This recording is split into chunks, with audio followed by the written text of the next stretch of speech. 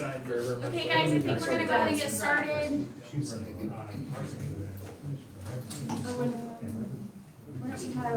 gonna go ahead and introduce everybody. Will do. You. I'm Bill Washburn, I'm with Sherwood Glen.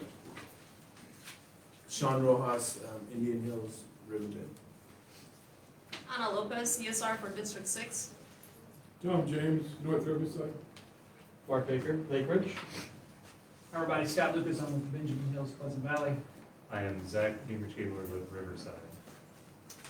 Okay, and we have Karen here to get everybody Swear sworn. you in to make you official. So, if you would raise your right hand and repeat after me, you should have an oath in front of you. I state your name, I, William Washburn Gaylord, solemnly swear that I will support Solemnly swear that I will support the Constitution of the United States the Constitution of the United States and the Constitution of the State of Kansas, and the Constitution of the State of Kansas, and faithfully discharge the duties and faithfully discharge the duties of the District 6 Advisory Board of the District 6 Advisory for Board the City of Wichita, Kansas, so help me God. for the City of Wichita, Kansas, so help me God. And if you would please sign your oath, and then there is another document I need to pick up after you sign it, which is, there should be a letter of acceptance. Okay. Yes. Maggie, do you want me just to go around and pick up the ones that are here? Sure, work it out. You want us to sign the letter of acceptance also? Yeah, you sign.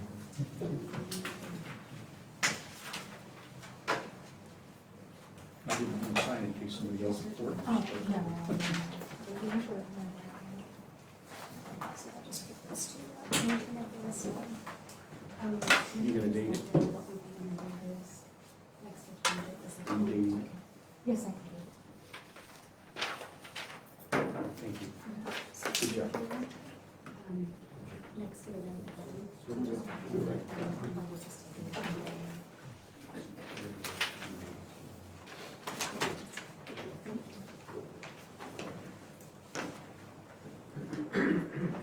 So three people.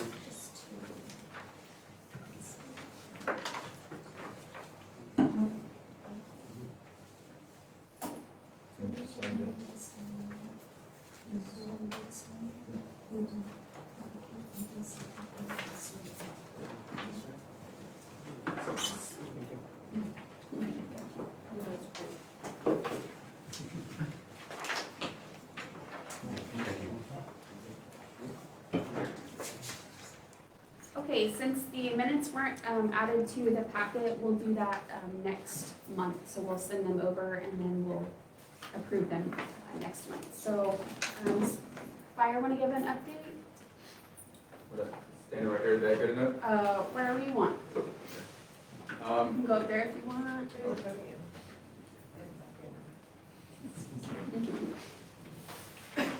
What's it, will turn front and center?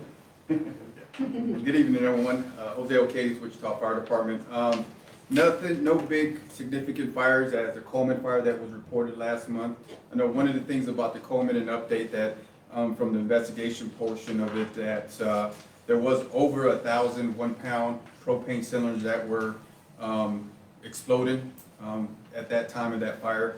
We had our crews stretch over 900 feet of line of fire hose inside the building, and we contained it along with the fire sprinkler system. So I think the fire crews did a really good job on being able to control that fire from expanding into the building itself and protecting as much property from Coleman right there. Don't know the status, haven't been able to get an update on the status of the building. The building is back in operation, but as in the sprinkler system and any their total damage, that'll be from Coleman themselves on that type of information.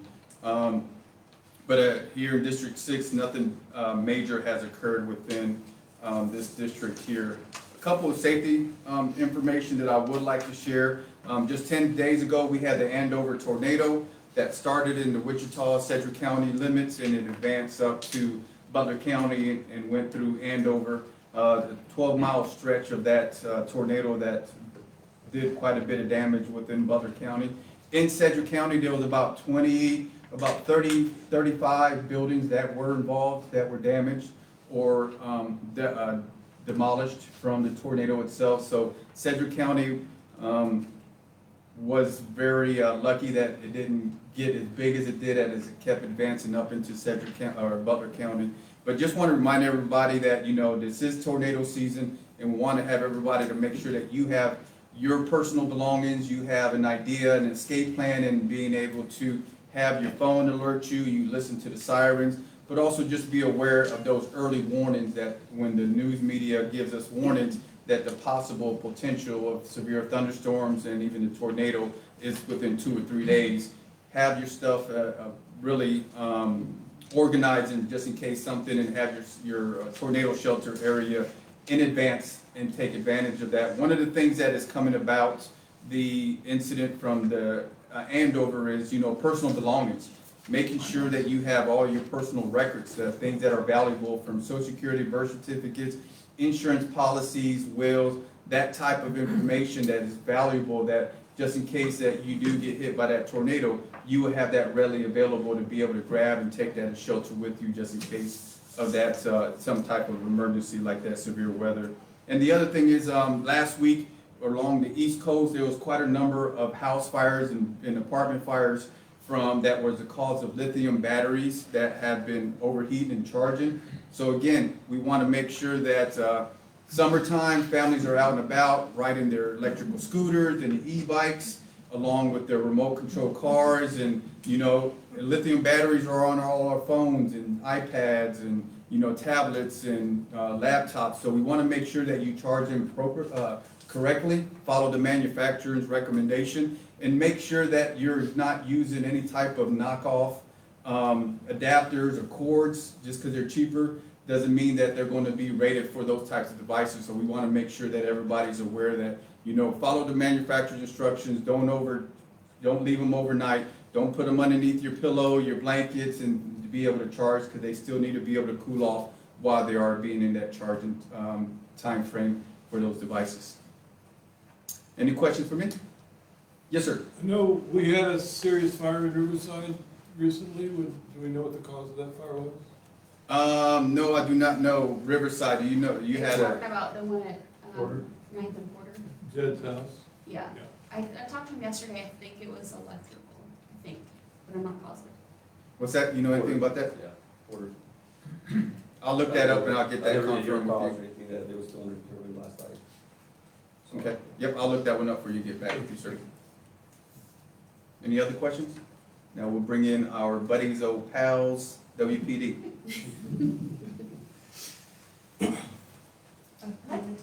Yep, front center.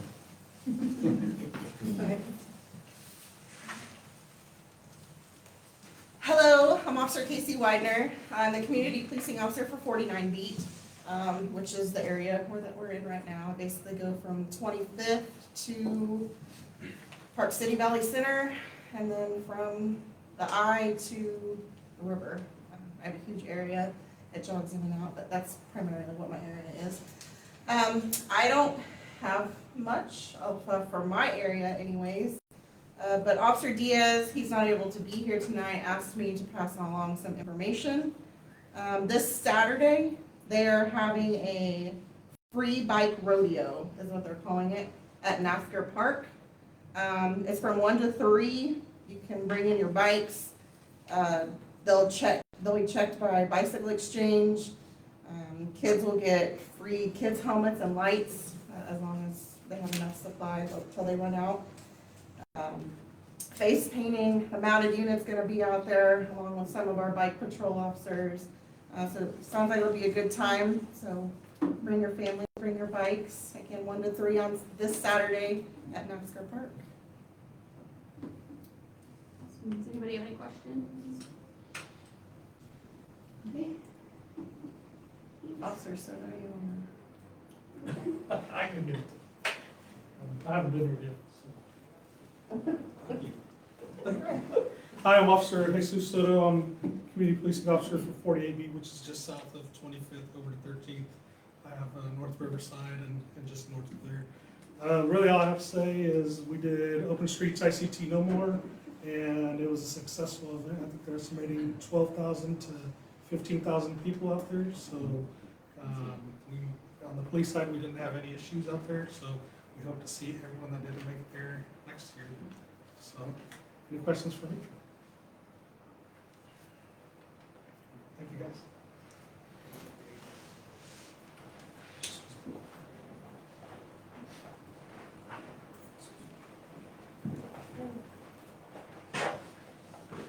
All right, so my name is Walter Batista. I'm out of Patrol West, and I have a couple things that I'm going to touch up on. Second Chance Thursday, we had at the Indian Center, and we had 193 people that came into Second Chance Thursday. 67 warrants were cleared, and then 81 people got their driver's license reinstated. So that was a huge success to get that. We're going to continue doing that. I don't have the exact date on when it's going to be, but we're definitely going to be announcing that here soon. The state of Kansas is on board, so actually this last go around, initially they started with one person, then it went on to 2, and now we're down up to 3, and we have a Spanish-speaking person with the state that's also helping taking care of that as well. Patrol West, we did a cleanup around the hotels, and then we took 70 the shopping carts back to the business owners on that are close to Kellogg. Of course, it was Walmart, Target, a couple other businesses. I guess somehow those shopping carts kind of walk off, and it's kind of a pain to try to get them back, but we were able to get 70 those back. I was going to mention the bike rodeo, and then Carlos, Officer Artondo, wanted me to pass on that they're going to continue working on the parking issues at the Windsor Stadium. Officers did education in the first 2 weeks, and now it's going to be going on to the enforcement side. So those are the things that I have. Yes, ma'am. You said you didn't have an exact date, but about how often do those second chance deals for driver's licenses come around? I honestly think it's probably going to be in July, sometime in late July. I think they're doing every couple About months. Yes, Four, every couple 4, months. 5, 6 times a year? Yes. Wonderful, wonderful. Are the plans to continue to move it Yes. every time? So our goal is to try to get as much of the city incorporated as possible. So last one was over at the Indian Center. We've done here at Evergreen. We've done it at a church over at 235 in Meridian, way down south. Patrol West. Yep, we did a church over on Oliver. I think it's like 800 North Oliver was another location. So yeah, we're looking at different, and we partner up with different businesses or churches or people who want to take us on board that have space to where we can get set up. That's going to be convenient for people to come up. How much space does it take? It just depends. This room wouldn't be big enough. No, it would not. Twice as big, be big enough? Yes. Okay. Yeah, twice as big would probably help. And the good thing is that people come and go, but sometimes you get your spurts where Sure. there's a lot of people. And we're trying to still not to keep everybody crowded. Sure. Any other questions for me? Thank you, guys. Thank you.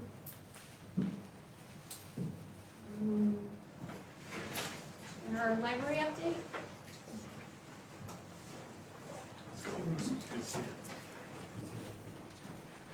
I am Sarah McNeil with Wichita Public Library. Some things we've got to promote this month. We've got our summer reading program that starts on the 31st. That's Tuesday, right after Memorial Day. So if you've got babies all the way up to 18-year-olds, they can participate. This year we've got a couple of different spends. So for the 0 to 3-year-olds, we've got a literacy bingo where they have to hit 5 goals on the sheet, and if they do more, that's awesome, but that's all they have to reach.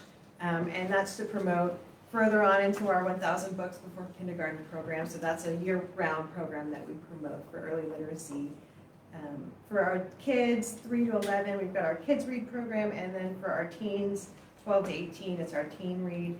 It's basically 20 minutes a day. You hit 10 days, you get a prize, and you can earn that book at 30 days, and then 40 days and on, you get entered into Amazon drawing. So achievable goals for our kids this year. We know that summer's been kind of rocky the last few years, so just any reading will work. It doesn't have to be text on a page. It can be audiobooks, it can be video games, it can be browsing on the internet. Believe it or not, that's also reading, and that counts. So we're promoting reading of all kinds.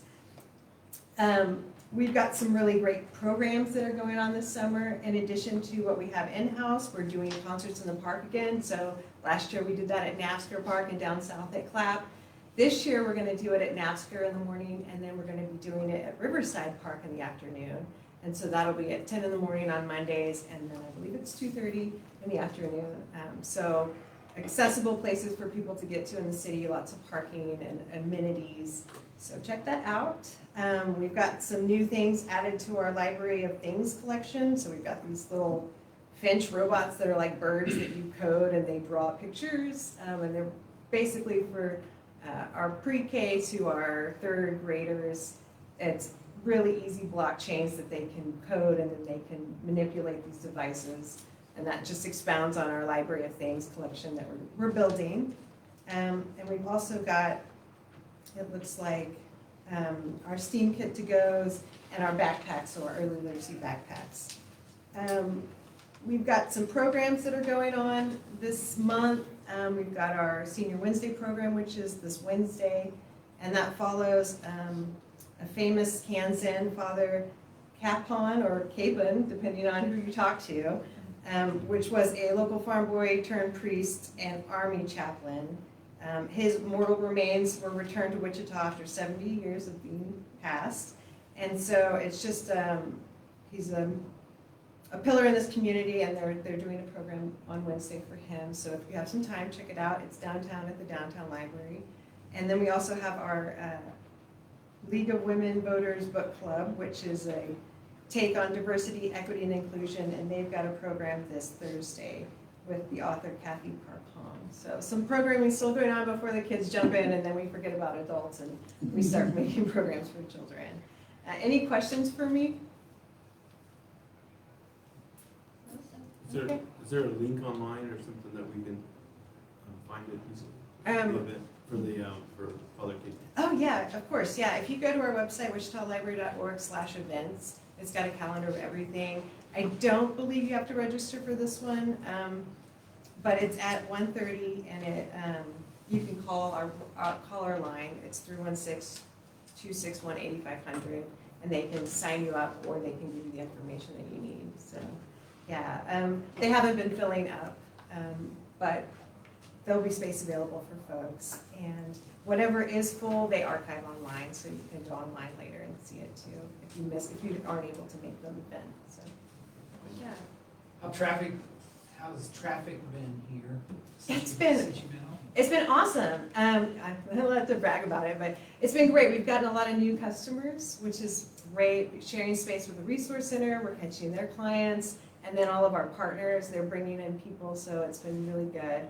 Our circulation numbers are out of the roof for the kids' collections. Like a quarter to half of the collection is checked out since we've opened, which is phenomenal.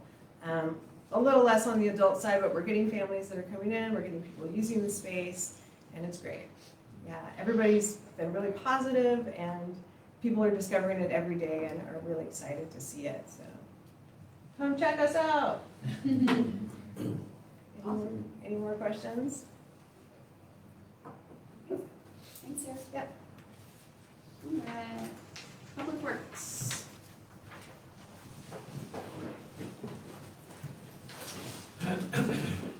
Good evening, I'm Steve Dagenhart. I'm the construction manager with Public Works Engineering. Going to cover some of the projects currently under construction and then talk about some that are also under design.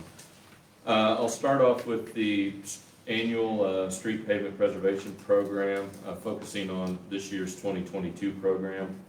Our asphalt overlay treatment, we've moved one location up in the schedule on 21st Street there from Arkansas to Waco. Basically anticipation that a lot of drivers will likely use that while the Ammonite Bridge is under construction. So those pavement repairs will start here later this month, and looking to have the overlay scheduled in July to anticipate that project. And then the other major arterial location for this year's program is Douglas through the Delano area from Seneca to McLean Boulevard. And right now that's on schedule to have pavement repairs done in June and the overlay in July. Our microsurface program, the residential street pavement repairs are complete and look to start the microsurface application in June and July. Going on to the next page, concrete street repair, there on Mosley between 13th and 17th Street. That work is currently in progress. Mosley is currently southbound only from 21st to 13th Street, or 17th to 21st. Right now, things are progressing pretty well, so looking to have that project wrapped up here later in August timeframe, roughly. 17th Street North, currently still closed there at Topeka. The remaining work that we've been waiting on to be completed was scheduled last week. However, Evergy's work, they had to reschedule due to the tornado and then the storms that were taking place in Wichita earlier that week. So that work is currently scheduled to happen this week, and then the railroad will finish their testing of those signals, and so look to have 17th Street reopened finally next week, barring no other delays. Our Douglas traffic signal improvements from McLean to Hydraulic is progressing. They're currently working in the area of St. Francis right now. Preliminary work should finish up here in June, and then there's going to be some more work to really install the rest of the electrical components that will really make that project complete and as efficient as we're intending to have it operate. Project's under design right now. 21st Street North from I-135 to Mosley. City Council just approved last week the design concept there for the east half of the project, and should have phase 1 under construction, hopefully late this year. So at least started, so that way most of the construction's gonna happen during 2023. The Eminem Bridge project we're gonna talk about later on here tonight. Hoover Road from 21st Street to 29th, that's going to reconfigure Hoover to a 3-lane roadway to design standard, or an urban design standard with curb and gutter and the multi-use path on the east side. Still looking to have design completed this year with construction in 2023. And then last, McLean from Central to 13th Street. That project will reconfigure McLean to a 3-lane roadway and also include a pedestrian signal at 9th Street, or sorry, near 10th Street. We had a bid opening in April and expect to start construction in June. And pending signal material delivery, we look to have that signal activated in September, but that's still very tentative until they put the actual order in for the signal material. So, and with that, I'd be happy to answer any questions. Go ahead. What are the signal lights on Douglas? How are they gonna be upgraded? We're upgrading the internal, so a couple things. We're including a lot of pedestrian indication. Right now, all the intersections down there are set to operate and give pedestrians time to cross regardless whether there's a pedestrian there or not. So this converts a lot of those to actually a push button activation, which should improve some efficiency there. But also the internal components and vehicle detection is what's going to really help improve that corridor for signal. Yes. A couple of them. On the Hoover upgrade, you had a property owner meeting on September 2nd. That's been a long time ago. What's been your, or I guess I should say the community's reaction to the plan? And of course, it's going to go one way. At least the last time we were briefed, it was going to go one-way traffic, depending on which side of the road was going to be upgraded at any given time. Did you guys get much feedback on those plans from the neighbors, people that live in that area? I'm not sure about feedback, but I know that that's pretty typical. Once the design gets further along and we understand where the main drainage system is going to go, that will that's generally the side of the road that'll get improved Right. first. And traffic will generally be routed inbound in order to carry, traffic to the city, so. But I might add, sorry, add real quick, Gary Jansen, city engineer. That project has a long history because it started out as a bike path project only. And we knew eventually we'd get to the improvements on Hoover, but it started out as a bike path. The feedback from the neighborhood was not good to that. And there was concerns about space needed, and when we were gonna build it on its own, we needed to get even further away from the road to maintain the drainage ditches, basically. So, in looking at what was necessary for property acquisitions, we spent some time with the city council at the time, and they decided to move the funding up sooner than had been planned to reconstruct all of Hoover, so we can build the path with new roadway, move the path closer to the road, not impact the neighborhood as much. So there wasn't a lot of discussion about what happens during construction. It's a necessary evil of what we do. It's not ideal, but there really wasn't much concern about what happens with the one-way. we will conduct a public meeting, once we have a contractor on board, we'll conduct a public meeting, invite all the residents along that corridor, and talk about the project, what they can expect during construction. Have our contractor there as well to help explain that too. So my second question, I think I'll probably get this incorrect, but as I recall, we've now adopted a policy that says we're not as concerned about moving vehicles as we are about moving people. And that's kind of what drives us to three-lane configurations. I personally am concerned, not against, but concerned about the change to McLean Boulevard. Are you guys going to do any kind of after the process analysis to see how well that worked and what it's done to traffic, improved it or made it worse? So part of the reason the three-lane configuration works pretty well. Well, certainly, three-lane helps eliminate a lot of those rear-end crashes. Left-hand. Left-hand turns, because effectively, when someone stops to make a left-hand turn in a four-lane roadway, it essentially becomes in one through lane anyway at that point. So we evaluated the traffic counts, determined that McLean can handle, or the traffic can fit in a three-lane roadway just fine.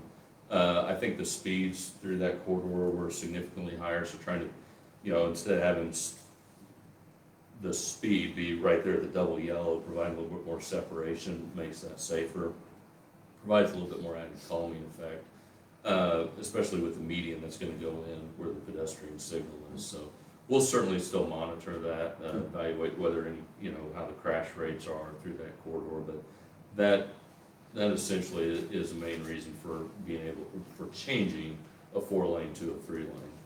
I'm just interested in getting data on completed projects so that it becomes a driver for the future. It doesn't become a one-size-fits-all, and we've got something to look back on and say, yeah, that really was a smart thing to do, or, oh man, next time we get to repay that, we're gonna switch it back. Sure, no, we will certainly do that. Please. Thank you. Any other questions? Yeah, I had a question about 21st from Arkansas to Amadon. I haven't seen that on the list, and that's a pretty rough part of a stretch that's right around the park. It's a curved area, and I might be missing it on here. But I haven't seen it come up in a couple of years. And that's like the one road around here that's I'm sure everybody probably has a road that's really bad, but that's one that seems pretty visible. It's right next to the park. Sure, so Arkansas to Amadon, you're right, it's not on here. Any repairs that would be needed on that road, it's gonna come from our, what we call our decision support tool, to evaluate the condition of that street compared to others within the city, find out what type of treatment would really be best for that road and the return on our investment. So any repairs on that road are really gonna be driven by that evaluation of the pavement condition and what goes into that decision support tool in the future years. I can certainly ask our street maintenance group to see maybe where it is whether it's in the near future or if it's out there a ways. Which streets did you say? 21st from Arkansas to Amadon. Okay, so it goes from Arkansas to Waco. Right, Yeah. he's asked about, we did have a request, Dale Goder asked me about this, is the reason why I know. So we did have a request, and, our model shows that it should be coming in the next 2 years. Now, it's a little flexible, depending on what happens with the evaluation of the other streets. We've got 5,100 lane miles of streets, so it should be in the next 2 years. Thank you. That's a really good question, because that, as you know, is the preferred detour route for the Union Street Bridge.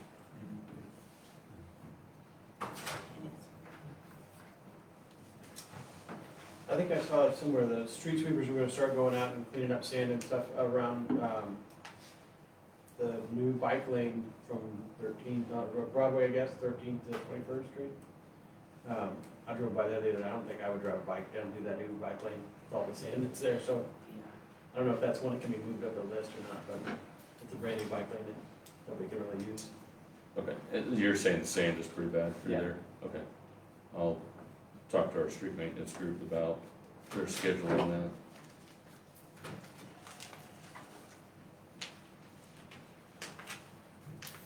All right. Thank you very much.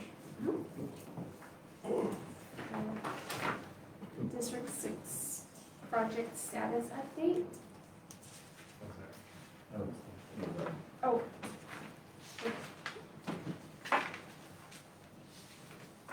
Sorry. Okay.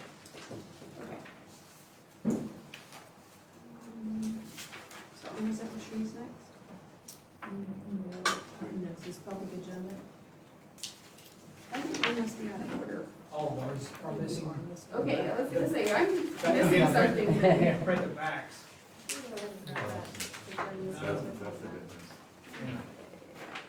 Nope. You just wanna call it next? Of course. Up next on our DAP6 agenda, we have public agenda. We do have one item that's scheduled. We have Samuel Nava with WSU Tech programs available here in the community center. Sam, you're up next.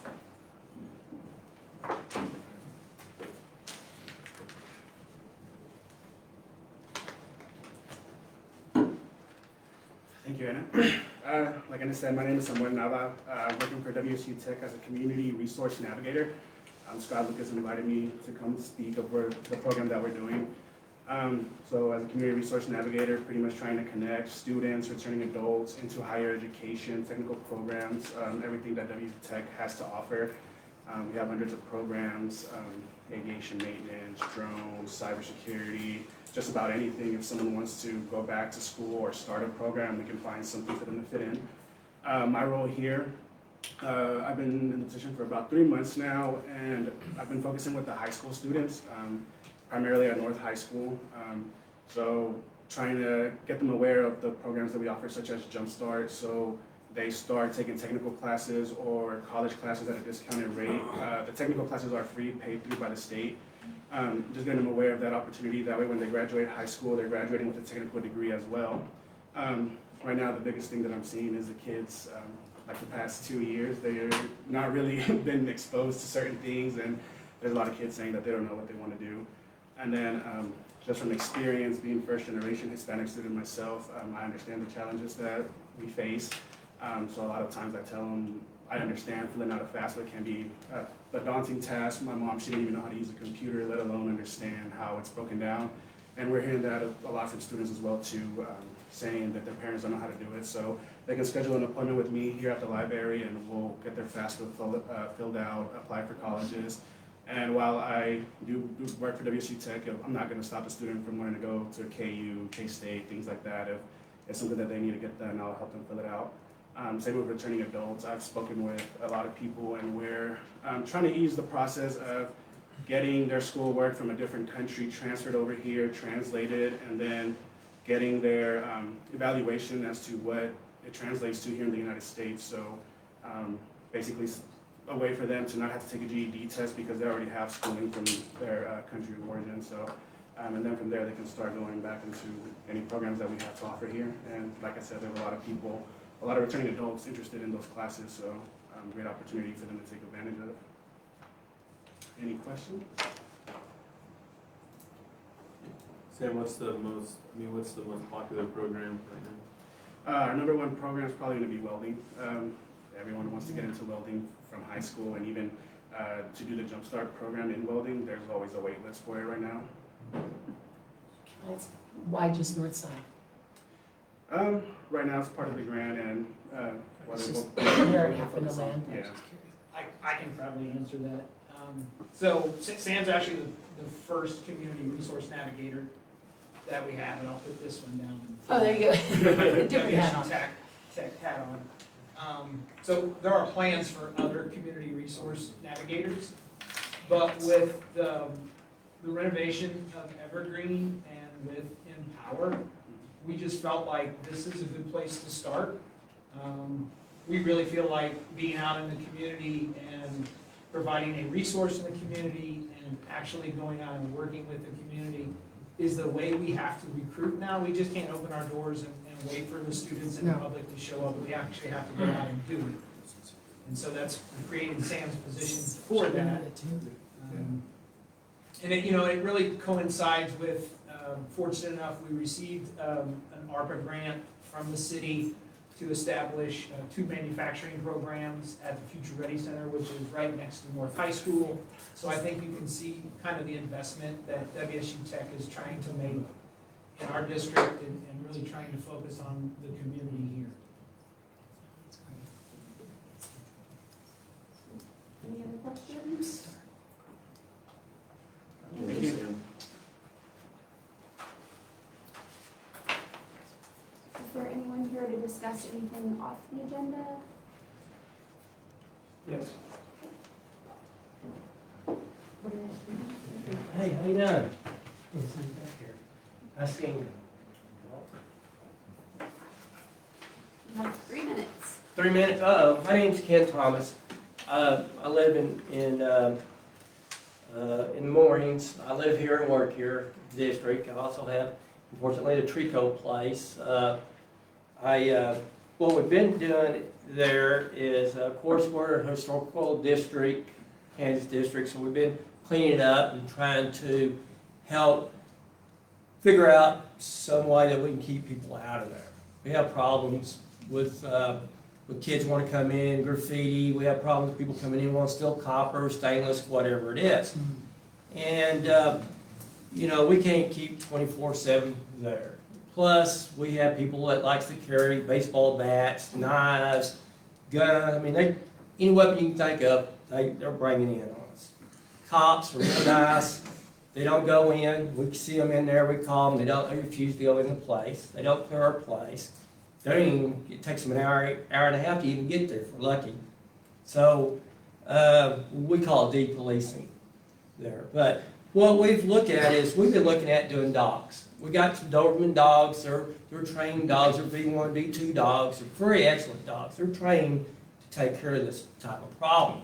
They're very expensive dogs. We're looking at putting these halo collars on them so we know exactly where they're at, and we know, and also we can do what we call an invisible fence around, so we can be sure they're right there at our spot, and they protect us while we're working in our place. And when we work on something, nothing gets you a little more upset when you work on it, and then the next day it's gone because they stole it, or you're sitting there welding, and you're looking around, and where's my welder at, or whatever. So it makes it, so we're trying to figure out what we can do, but it's a little upsetting.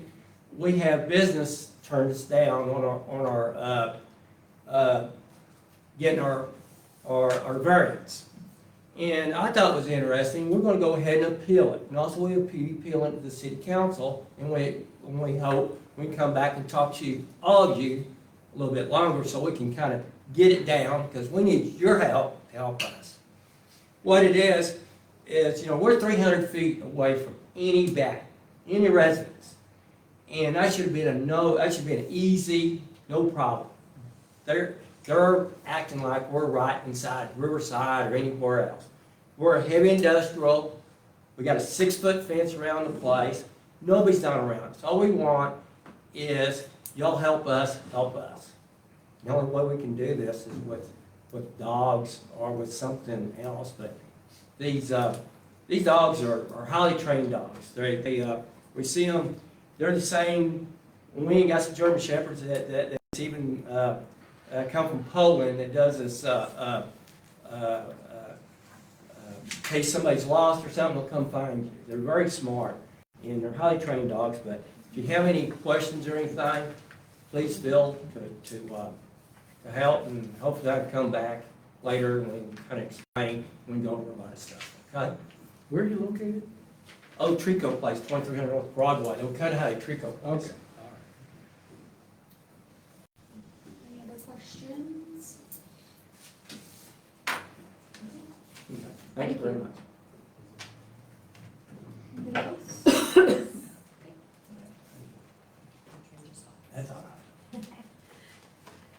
Susan Lentz, I've been before you all before, and I just hope that this matters tonight. So I know they're going to be presenting on the Amadon Street Bridge and the options, and I just want to appeal and say that my hope is that the city will present the options that have, I think, come to light, and then also talk about unbiased options, what those projects all involve. So like option one that they had talked about back at the community event, that, you know, if they build a ancillary spot for fire and EMS or everything, what does that cost? So that if they talk about what the bridge replacement is at 7 point whatever, what other 1.5 to 3 million is going to be to get a facility, staff a facility, put equipment in that facility? Because that associates with the cost of doing that project. So then how does that correlate then with the other projects that are available? Specifically the one that I find of interest that I know hasn't gotten a lot of traction is being able to build to the east of the bridge, that it can physically be done. It does have its own inherent problems, but it alleviates the other problems with the other three options. It leaves the pathway open. We have, it reduces all the EMS response times. It reduces all the traffic going through the neighborhood. So like you're talking about 21st and going from Amadon to Waco and all the increased traffic. And then also too, 21st and Amadon and that neighborhood is finally coming back to some vibrancy. And that we have a lot of businesses that can't sustain, you know, 30% revenue reduction for 14 months for however long that would take. So the other questions I had then that just kind of came up throughout the course of this meeting so far is, so they're talking about some projects they're going to finish design through 22 and then start construction in 23. So again, my question back to Mr. Jansen is how much design has already been put forward to option one if they're able to start the project in September? How heavily has that already been invested in and is the decision already made? Because that's what it feels like when you have other projects that aren't near as intense to the layperson, that being able to, you know, put design out through 22 and then not even start construction until 23. I think the biggest objection to starting the project with building to the east and then coming, then demoing to the west is going to be they think there's a lack of construction companies that'll bid on that. And I would think that there should be a lot more research done on that to see truly are there viable bidders that if they aren't right here in our community. I mean, we have engaged with JEO that isn't based in our community. We obviously engage with companies that aren't based in our community. So what if there's a construction company that'll build for us if, you know, one of the local other companies won't, that will help with these other issues? That's all I have. Thank you. Thank you. Gary, do you want to address those now, or do you Well, want to wait? I would have addressed them if I could have gone first anyway, so whatever you want me to do, you tell me. I mean, I don't want to answer the questions, I want to give my presentation, which will answer the questions. Okay, Is we'll that- just wait a second. Is that okay? or- Yeah. Okay. Is this the time to speak about trees, or are you gonna wait until I speak during that presentation? That's item, if you're here to speak on a specific item that's on the agenda, we would, rather you guys wait until the presentation is done and then, so, Perfect. That way I'll know what it is they're proposing, and I can speak to that. Thank you very much. correct, yeah, this is this is off agenda items, so anything that's not on the agenda that the public would like to bring up, they can do so at this time.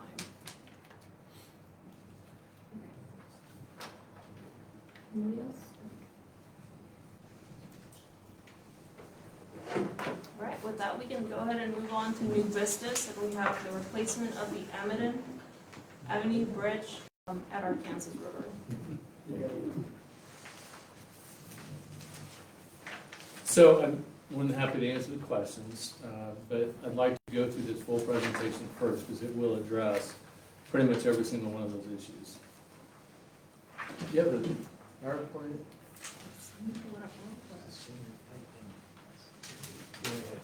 So I'm Gary Jansen, city engineer. I've got quite a bit to show you tonight.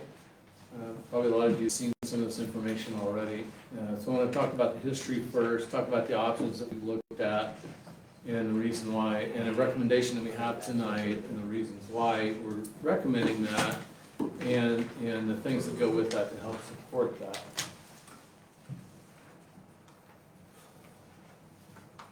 So looking at some quick history, this bridge was built in 1964, so it's at about the end of its useful life. We know it's got some issues that I'll talk about in just a moment. In January of 2021, the City Council first approved funding for design of the project. In July of last year, the City Council approved a design contract with JEO. Brad Shores with JEO is here. He's going to help explain some options here in just a moment. In November of last year, the District 6 Advisory Board approved the design concept at that time, which included the closure of the bridge. In December of 2021, the City Council approved the same. And to address one of the questions that came up about timing, because of what happens, what's required for permitting to work in the river, we've only got a certain window that we can work in the river because of what happens with permitting. And we can only work in the river between September and March, basically. We wanted to try to get a head start. At that time, late last year, closing the bridge, we felt like made the most sense, but we also knew that we needed to get more public input, but we had to get started, because if we didn't get started, we were gonna lose another year right off the bat because of the time it would take to design anything but a full closure. If the decision ultimately is made to not close the bridge, we haven't lost a lot of work, but it will take some more time to finish the design to do something else, which I'll come to in just a moment.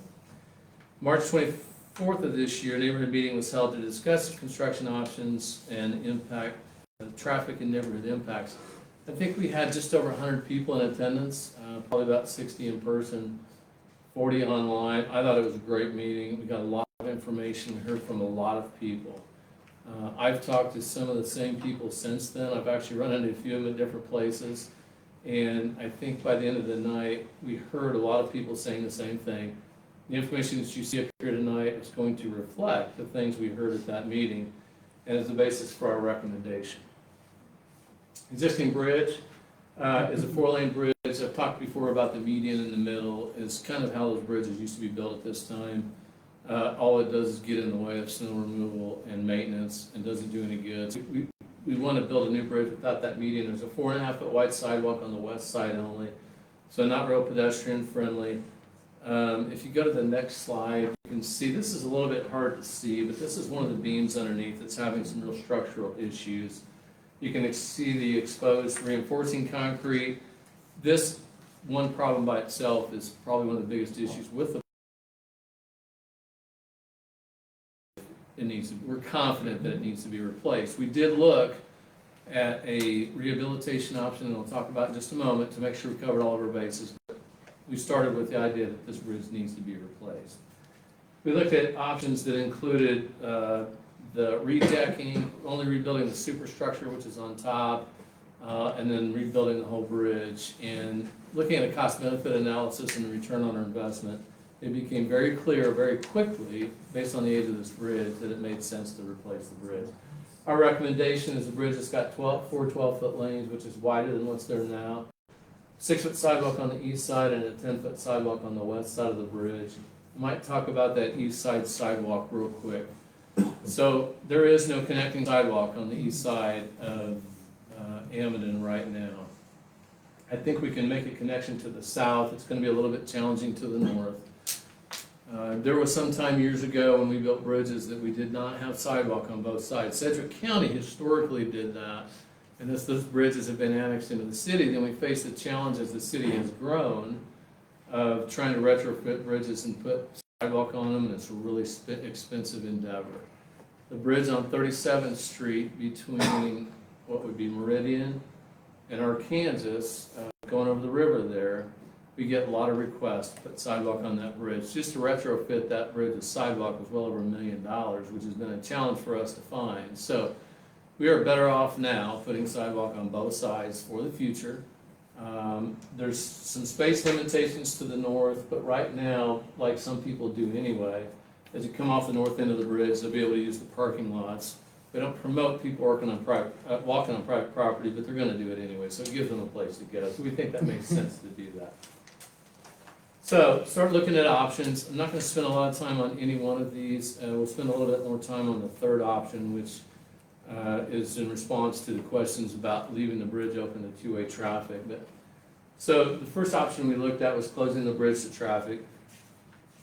Sorry, I'm going to make sure I catch up here. All of these options for replacement of the bridge gets us an estimated 75-year life out of the bridge.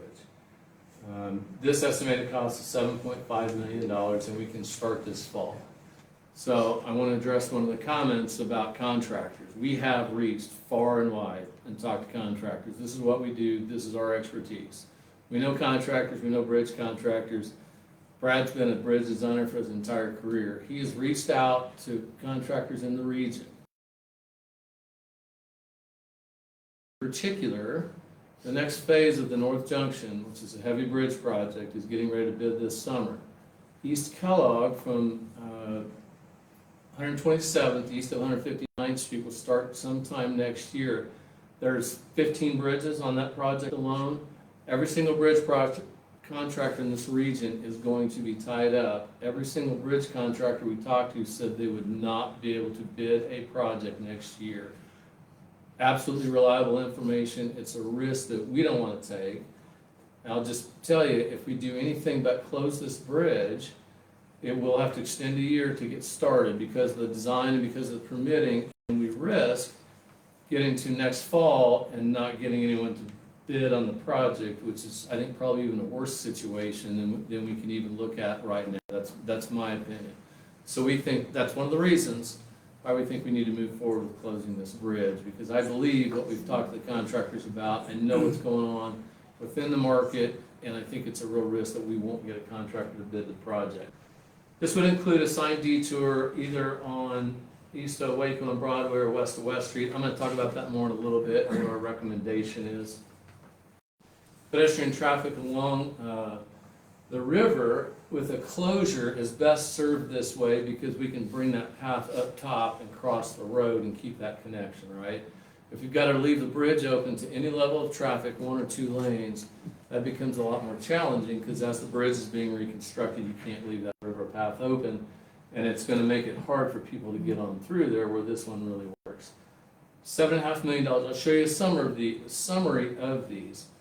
And I will come back to something and talk about cost for a satellite fire station because that does need to be factored in. We absolutely agree. If you go to the next option, we looked at leaving the bridge open to 1 lane of traffic in one direction. Anything can be done. We've got some great designers. We've got some great contractors. This can be done. It presents some challenges. It's going to cost more. We didn't want that to be the driving factor. It's going to be delayed to next fall, and it will take a year longer to build this project by doing it half at a time. There's some inherent safety issues that come with trying to build a bridge half at a time. Even with the best design standards, even with the best contractors, trying to keep vehicles on half a bridge while you're building another half of a bridge, even with the best people we've got out there, there are some things that are hard to factor in. And it just becomes a lot more challenging. It becomes a lot more of a safety issue. There's no way around that. When we try to reach out to KDOT and other agencies to get an idea of cost estimates for building bridges this way, there just aren't that many because people try to avoid it as much as they can. When you go into the rural areas outside a metro region like ours, you'll see that they'll build the bridge off to the side. But that's because they've got the space to do it. I'm going to talk about that in a minute and what some of our challenges are here with this too. So one of the benefits to this, regardless of cost and time, is that the fire station at 21st and Coolidge would have access to the area south of the bridge. But you know, during our public meeting, we had some people that got up and acknowledged that that was the only benefit, because it provides no benefit to the businesses at 21st and Amity, because people still aren't getting northbound to them. That's not to diminish the importance of public safety and emergency response time. That's important, but we have gotten to a point now of estimating the cost of a satellite. This is $10.2 million, which is $2.7 million more than the previous estimate. We don't have final details, don't have final numbers yet, but what we've seen so far, we won't even approach that with the cost of a satellite fire station. So the first option from a value perspective still wins out, and you didn't gain anything by keeping this open except for emergency services. So we think that balances out, and that still puts it in favor of the first one. Pedestrian traffic is a lot more challenging here, as I mentioned, that you've got to probably take people all the way down to 13th Street to cross them. Who knows what they'll do? You end up having a situation where you kind of put people in harm's way eventually, because not everybody will abide by signs and do what they're supposed to. If you look at the next option, I'm going to talk about this briefly, and I'm going to let Brad talk about this in more detail.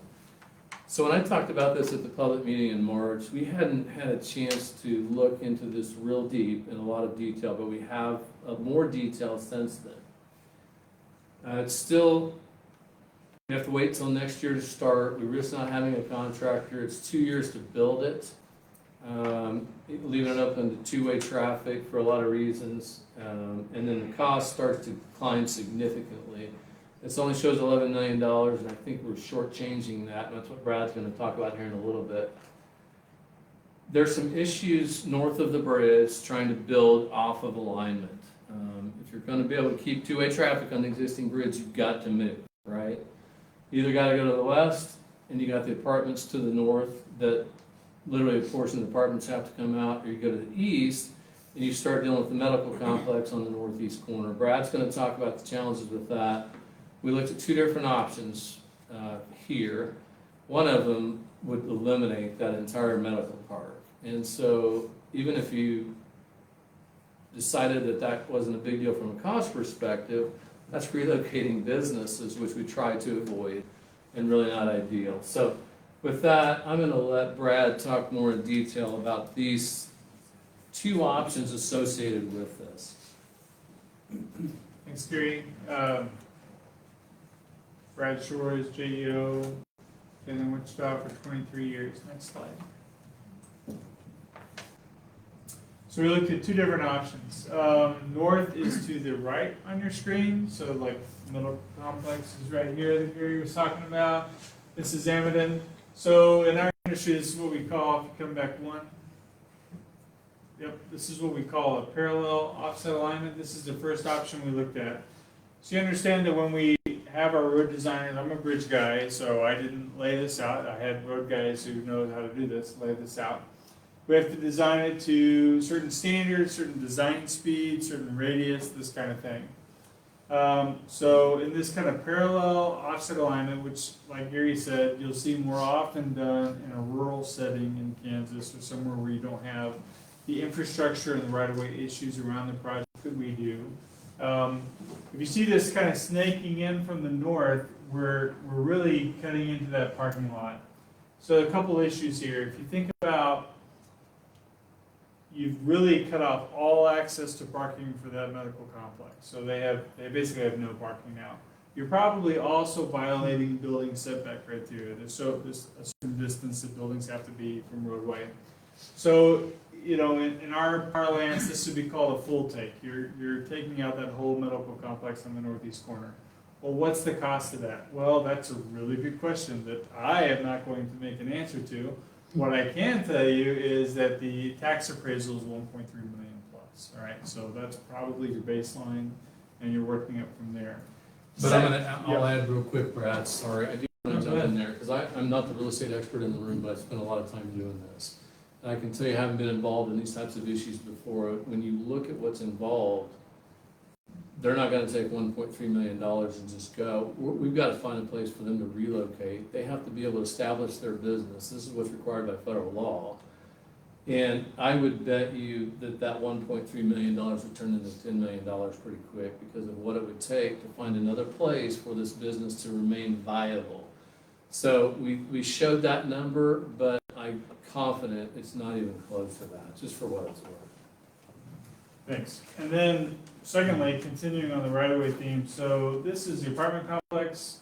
By the way, this is my doctor's office, so my doctor is thrilled with it. And my grandmother-in-law used to live here. So this parking garage here, it's kind of hard to tell, but it's got this little 45-degree bend off here, so the road's going right through that. So you're taking that building. So there's going to be some right-of-way cost impact there. We're not wiping out the entire apartment complex because of that, but we are affecting a building on the structure. When we think about the bridge itself, the bridge shown is pretty comparable in length to the length of bridge that we are proposing when it's going to be on the same location it's on now. It may need to be a little bit longer. We have to do full-blown hydraulic analysis. Obviously, you have a lot more road work, both north and south. You still have a traffic impact, for sure. It's less than the other options. So the traffic impact does go way down. I put 2 months on there. My road guys have told me, I think you're being optimistic, 2 to 4 months to do the crossovers because you are reconnecting in here. So as you do that reconnection, 2 to 4 months. There's a lot of unknowns on the costs, particularly on the right-of-way side. So we have a range there, 11 to 14.4 million. Construction would be next year. You would be able to do most of it, 2 to 4 month impact on traffic. So if we go to the next option, so I pushed our road guys and I said, hey, is there a way to snake this in? Can we really try to minimize the right-of-way impact on the northeast corner? Part of the whole reason we're doing this is to not impact businesses to the north, and our solution takes out a business. That doesn't seem to be what we're really trying to do. So what is the best we can do? And this is what we came up with. So you can see a lot more road work on the south to kind of bend in like this. We still are limited by the radii, the radius, the amount of curve, and the design speed and everything. So we're still hitting that parking lot. We're a lot further away from the office complex building.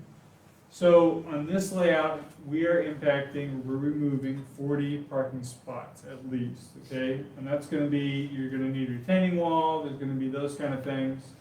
So the question is, maybe they don't need 40 parking spaces. They have quite a bit. So we looked at historic satellite imagery. You can go to Google Earth and you can kind of start backtracking and seeing what's been out there. And we can find instances in the past 10 years when that parking lot has had all the spots that we'd be leaving and then some. So we'd be removing the capacity that they have needed in the past. If that made, I said that kind of awkwardly, hopefully that made sense. Unfortunately, we're still hitting that little parking garage structure for the apartment complex here. So we're still having that impact there. What really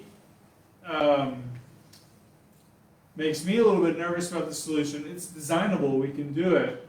But if you think about, if you know this area, this is high ground, this is low ground. So that bridge, we know it's going to have to be longer just right off the bat. And then when we come out here and we start thinking about hydraulically what we have to do, there's certain federal requirements. This is a regulated floodplain. We basically cannot cause water to come up, okay, anywhere in the vicinity of this project. And after construction is all done, no one can come to the city of Wichita or to me as a designer and say, hey, you did something that made it more likely we're flooding. We are federally regulated. We must prove through the engineering process that we're not doing that. So I'm concerned that even though we already know that bridge is going to be longer, by the time we do a full-blown hydraulic analysis, I might be putting this abutment way down here. And bridges are expensive. It's an expensive part of this project. So a much longer bridge, that cost just starts going up pretty quickly. So in our best effort to minimize the right-of-way impact, we're still impacting right-of-way. We have a much longer bridge. We're doing a lot more road work. And so that's kind of reflected in that range of cost up there. Again, 2 to 4 month impact on traffic, and we're delaying this a year. I guess I'd say one more thing. If you think about, so if you're high here on the sidewalk, on that bike path, you know, we're rerouting this, and that's gonna be a challenge. That's why I think that bridge is gonna have to be longer, because we're gonna have to do some grading here, we're gonna have to move some dirt around in order to get that bike path safely under the bridge. Thank you, Brad. While we're still on this slide, and it's not directly related to this slide, but I wanted to talk about neighborhood impact real quick because I kind of missed that earlier when you're looking at the different options. So needless to say, and we heard this a lot at the March 24th meeting, we talked about this quite a bit. If you close the bridge, you're going to have the biggest impact on the local neighborhoods. And I'm going to show you a signage plan here in a little bit, but even if you have a formal detour, people are going to cut through the neighborhood. We know they are. It's unavoidable. People know the neighborhood. They're going to Google on their phone how to get somewhere. They're going to cut through the neighborhood. So we recognize that. We acknowledge that. I will tell you what I told everybody then. Over the course of time, we have looked at traffic counts on construction projects, road construction projects where the road was left open. And we have historically seen from before construction to during construction a reduction in traffic, generally as much as 40%. People do not want to drive through construction. No matter how bad they think it is, they know it's construction, not going to drive through it, they're going to go around. We believe, even if you leave the bridge open, people are going to drive around this project to some degree, not as much. Obviously, if it's closed, it's 100%. We get that. But you're still going to get folks that are going to go around construction and potentially drive through the neighborhood. What we talked about at the March 24th meeting was maybe we should weigh being closed for 14 months and more traffic going through the neighborhoods, or 23 to 25 months and maybe still half the amount of traffic going through the neighborhoods. And I think what I heard from a lot of people is they kind of would rather rip the Band-Aid off and try to get this over with. One of the things that we're going to do to try to help with that, and there's only so much we can do because it comes down to enforcement. You can't stop people from driving through a neighborhood. But there's a couple of things that we're going to look at. The biggest challenges we face and hear from people is speeding. So what we're going to do is we're going to get counts at all the ways in and out of these neighborhoods on both sides. We looked at some strategic locations that make sense that we will be able to tell before and after if the decision is made to move forward to close the bridge, regardless of what decision is made. We're going to establish current traffic counts and patterns now within those neighborhoods so that we can accurately reflect what's happening once construction starts. People are going to call. It's not that we doubt them, but people are going to call and say, everybody's coming by my house, everybody's flying by. This way we can have accurate data. It will provide traffic counts and speed data, because if we start to see, we're going to struggle to limit the number of vehicles, but if we start to see speeding and safety issues, there's things that we can probably do, hopefully do, to provide some traffic calming effects while that's going on. So that's one thing I wanted to mention that we're working on here too. You might go to the next slide. Just to show a summary of all of these, and I'll jump down to the bottom real quick as an option I mentioned up front, but we didn't show, is rehabilitating the bridge. We have an option to go in here and rehabilitate this bridge under traffic. It would probably cost at least $4 million. We could get the project done in a lot less time. We could keep 2 lanes open, but we would get 10 years or less out of the bridge. And at the end of that 10 years, we have to start again with option 1, 2, or 3. We didn't feel like that makes sense. We look at this on all of our projects, especially on our bridge projects, just to make sure we're not missing something. But we didn't think that makes sense. We have gone in on some bridges in the past. You know, we've had, I'll tell you that people have asked the question, people have made a comment, if you would have done a better job taking care of this bridge, it wouldn't have got to where it was at. It got to where it's at because we did take care of this bridge. It was built in 1964. We've made it last as long as we can. And to go in and do any rehabilitation at this point in time, it's just not going to be a real value for us. So just to look again, and I would bring your attention first to when we can start in that, and anything but the first option is delayed, it could be a real challenge getting a contractor. All of them are going to give us a 75-year lifespan. The duration is the shortest for replacing the bridge, and then it grows going down the table. Estimated cost, I want to mention something specific to the first item, $7.5 million. I'm gonna show you here in just a minute and talk a little bit more, I don't have a lot of detail, about a potential Wichita Fire Department satellite station south of the bridge. We don't have cost yet.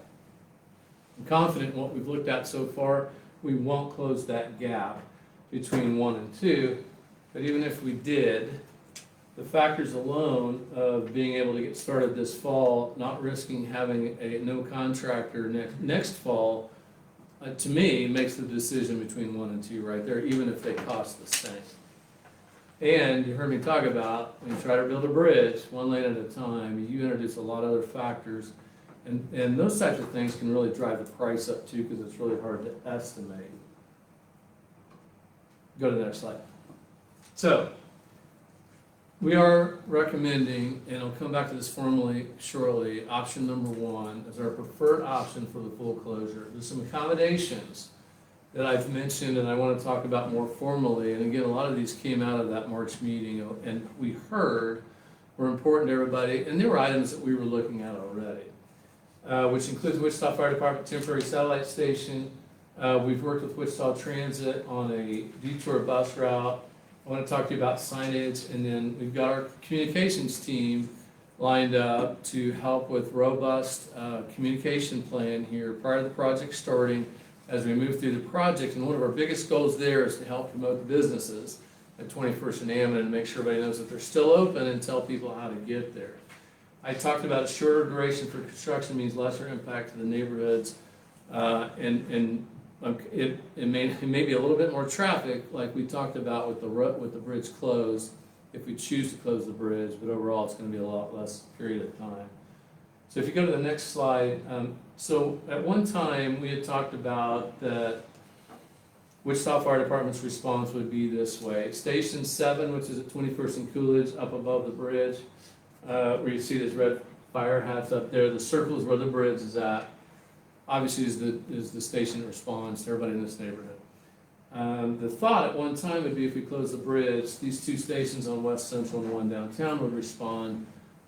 Fire took a closer look and came to the realization that that was not going to meet anyone's expectations for response time. So we've started to, if you go to the next slide, we're planning on a satellite fire station, don't have the details yet, be somewhere on 13th Street. That accommodates an engine. What that means is it's a full crew, so they can respond to fire and medical calls.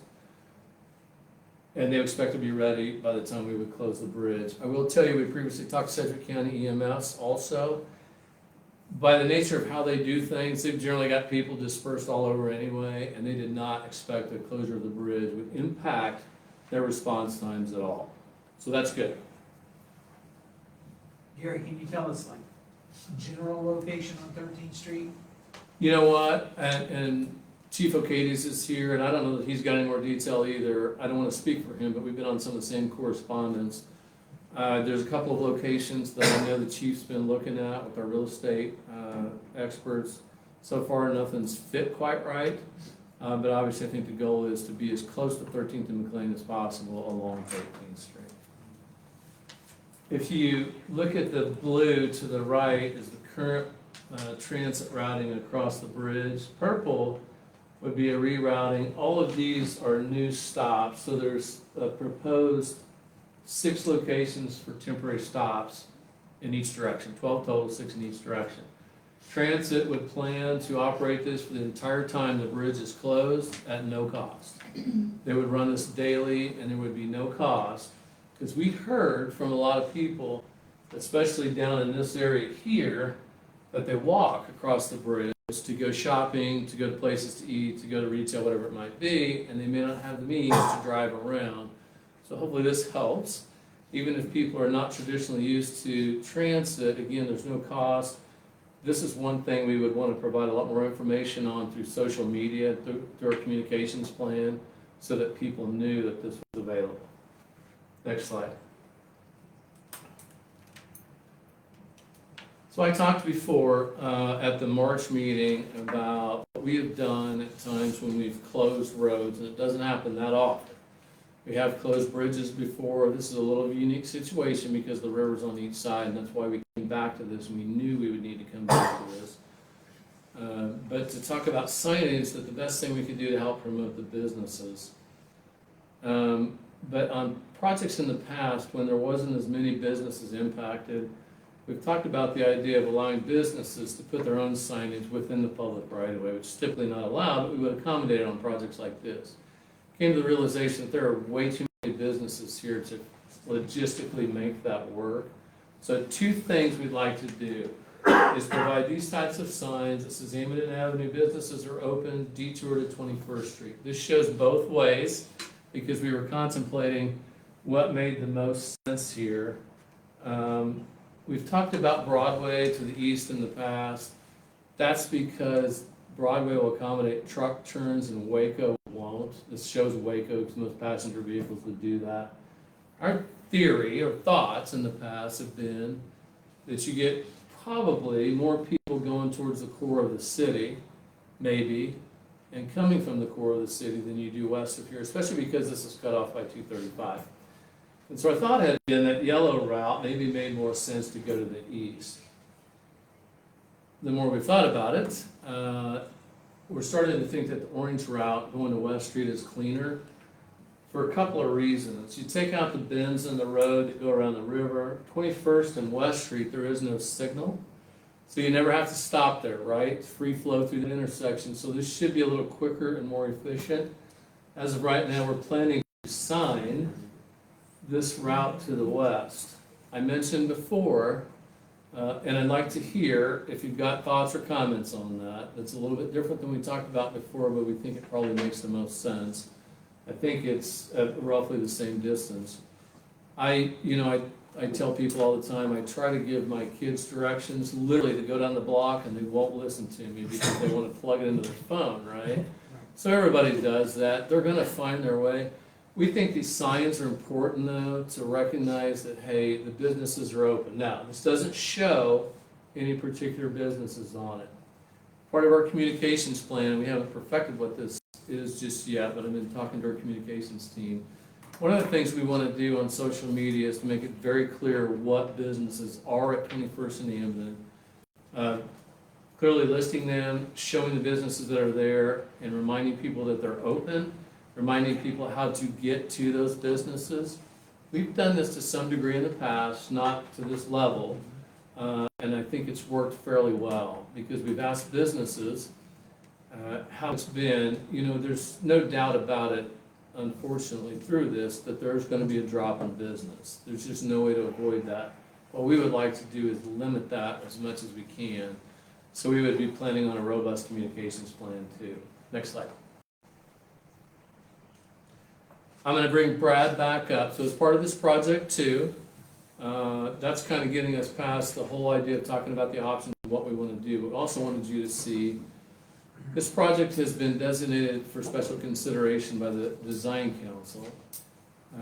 And so we're designing some aesthetic elements into it. And what that means is when we're programming the CIP every year, there's additional funding. There's an ordinance City Council passed in the last few years that adds 2% for art to special consideration projects. A lot of the bridges fall under there, some of our arterial streets, things like public facilities, police stations, the airport. There's an interest in adding public art, so there's additional funding that goes with that. I'm going to let Brad talk a little bit about some of the highlights. They've got an artist on their team. I think this is going to be some pretty cool stuff. So I'll let him talk to you about that. Thanks, Gary. Real quick, a little bit about the artist. His name is Dan Geegan, and he lives around this project. He lives northeast of the bridge, near Twin Lakes. He is a teacher, high school teacher at Maine South. So, local guy, works as a teacher. He's done some art on Kellogg and 235. He's done some art on the City Hall parking garage, and I think one more site that I've forgotten. And grew up around 19th and St. Paul. Okay, thank you. Yeah, so he's a great guy. He's been a lot of fun to work with. So what you're still seeing is one slide kind of distilled from 2 design council meetings that we've already gone through. We have another one to get kind of a final blessing. He and I actually just met today at 3:30 to talk about this. So it will have 4 tower elements. I think that's probably his real pride and joy. So if you're familiar with the new Harry Street Bridge down south, it has some towers out there and it's got the lighting that changes. It's on like a 1 minute cycle or 2 minute cycle. We're gonna do something similar here, except this one will have, I'm talking way too much, Art. This one will have some carvings in it and the light's gonna shine out from that. So the light will be coming from within the tower. We're pretty excited about that. So 4 of those towers on the bridge. That's the pier concept, mostly from him that we worked together on. So the towers will be sitting on 2 towers per pier on 2 of the 4 piers in the channel. We're gonna have 2 balconies. We didn't really talk about that. So we have a 10-foot sidewalk on the west side of the bridge, 6-foot sidewalk on the east side of the bridge. We have a balcony on each side. I've really enjoyed going out there as we check out the site. And it's just a beautiful area. And standing on the bridge and looking particularly northwest upstream. The water's clear. It's not always clear, that river in other parts of town, but it always seems to be clear there. So 2 balconies on either side of the bridge. That's what we call a cable-style handrail in that top right picture. The Keeper of the Plains bridges have something like that. It's kind of a theme that's being used throughout Wichita, and we embrace that. It kind of has a feel of like the aeroplane, you know, aileron design, stuff like that. So those are the 4 major artistic elements: tower, pier, cable handrail, and balconies. There might be a couple other little stuff, but those are the big elements from the artistic side. If you, hold that on it, I'm sure everybody's smarter than me and knows this, but if you hadn't figured out what you're looking at here, that's a cut section of the bridge, looking at the piers on the river. These are the beams, the girders that support the superstructure for the bridge, the driving surface. This is one sidewalk and that's the other one, and those are the towers. I only tell you that because sometimes afterwards people say, I wasn't sure what I was looking at. So I want to make sure you understood the perspective that you were looking at there. Next slide. So, based on what we've talked about here, based on what we looked at with the fire station satellite location, the transit plan for getting folks from, to and from one side to the other, based on the enhanced signing and then what we're going to do with the communications plan, we are recommending that the bridge be closed for construction. What happens next is that we will return to the city council in July to ask them to affirm their previous action to close the bridge. I'll show them the same information and show them what we've gone through for public engagement. Construction again would be anticipated to start in September, and we're going to push on that so that we can get started on the beginning of that permit season to work in the river to really maximize our ability to keep going. Construction duration estimated to be 14 months. And just to mention one more time, we'll update and activate the communication plan prior to closure, and even prior to that. We've already had some communications going on. I might mention if anybody spends much time on the city's website, there's a platform on there called Forum now. It's got a lot of cool stuff on it. This project is on Forum. This presentation is on there, I think, right? And so it's a good place to go in there and ask questions. Staff will respond, and it's a good way for the community to communicate about a project. And we will provide updates on there too about what's going on. Next slide. So thank you for bearing with me. With that, staff recommends the District Advisory Board affirm their previous recommendations to close the bridge for construction. I'd be happy to answer any questions. So you say there's a place for folks to communicate online? Yes. On the site? Is there still time if somebody has a brilliant idea that perhaps you guys haven't considered, for them to provide their input? Sure. We're going to go to the city council sometime in July. I suppose theoretically up until the point in time that we open bids for the project, there could be time to do something. And we're always open to hear thoughts. I think we've got some really talented people involved in this project. And I feel pretty confident we've covered all of our bases, but you never know. You're also pretty confident it won't be a local contractor. No, I don't know about that. I think it's quite possible it could be a local contractor.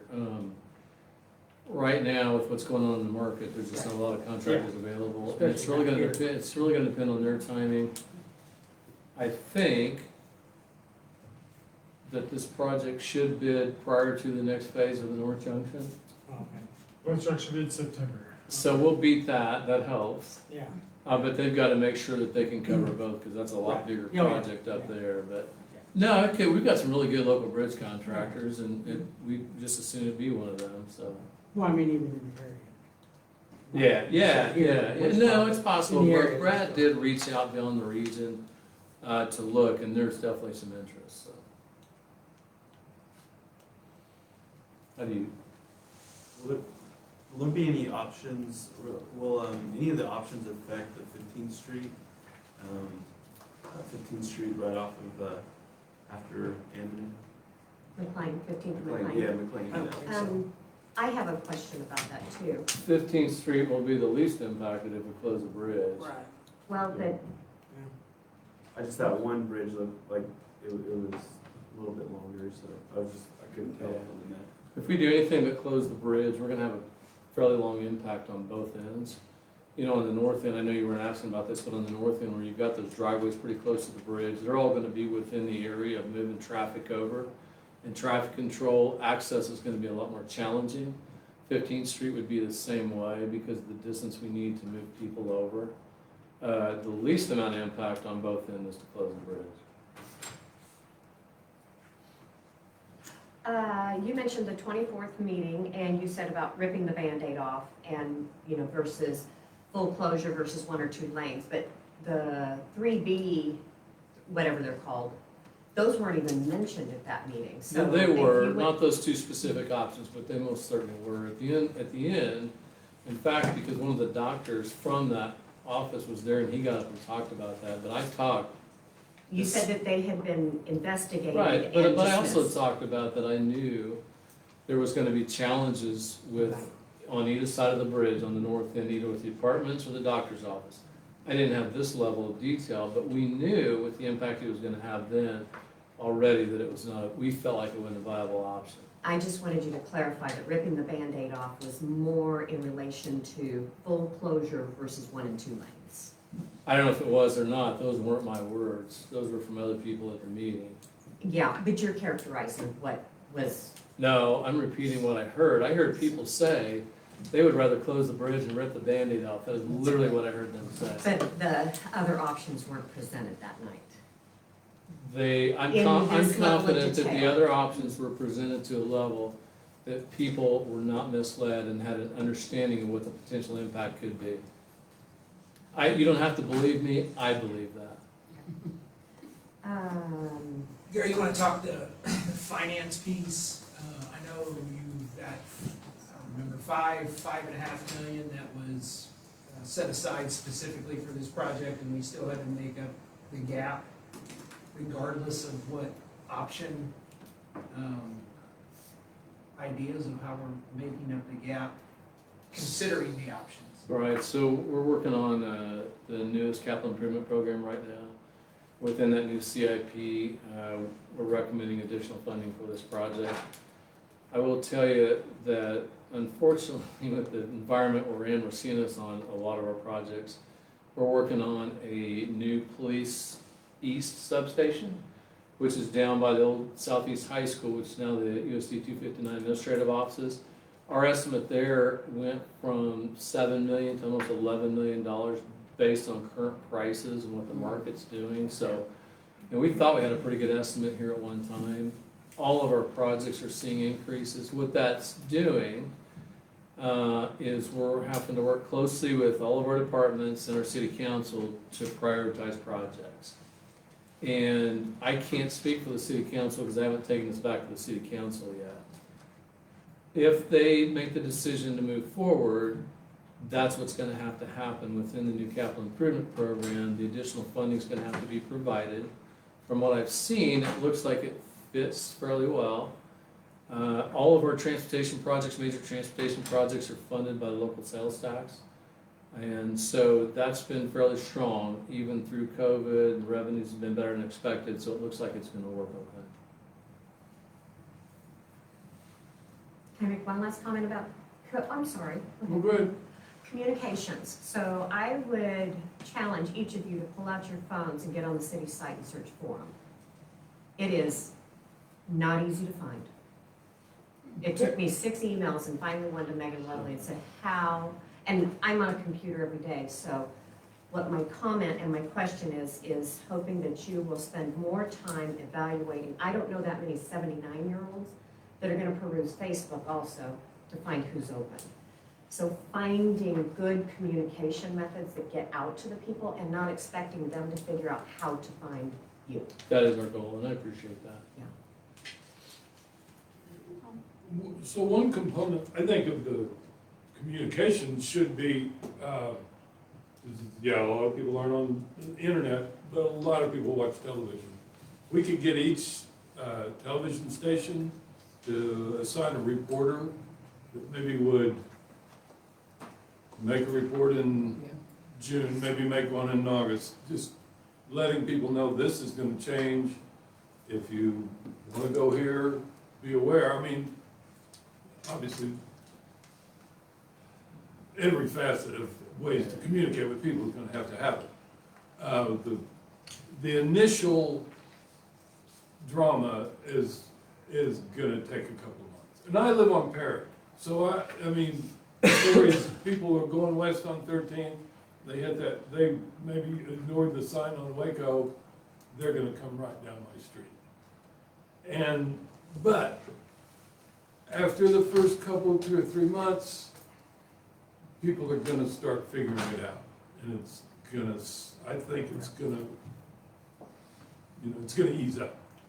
As part of, I appreciate you mentioning that. We do plan to engage all the local media, without a doubt. We've done this before on even, we talked about the Harry Street Bridge with the lighting on. We did the same thing there. It's pretty effective because you're right. A lot of people might watch the news and aren't on social media.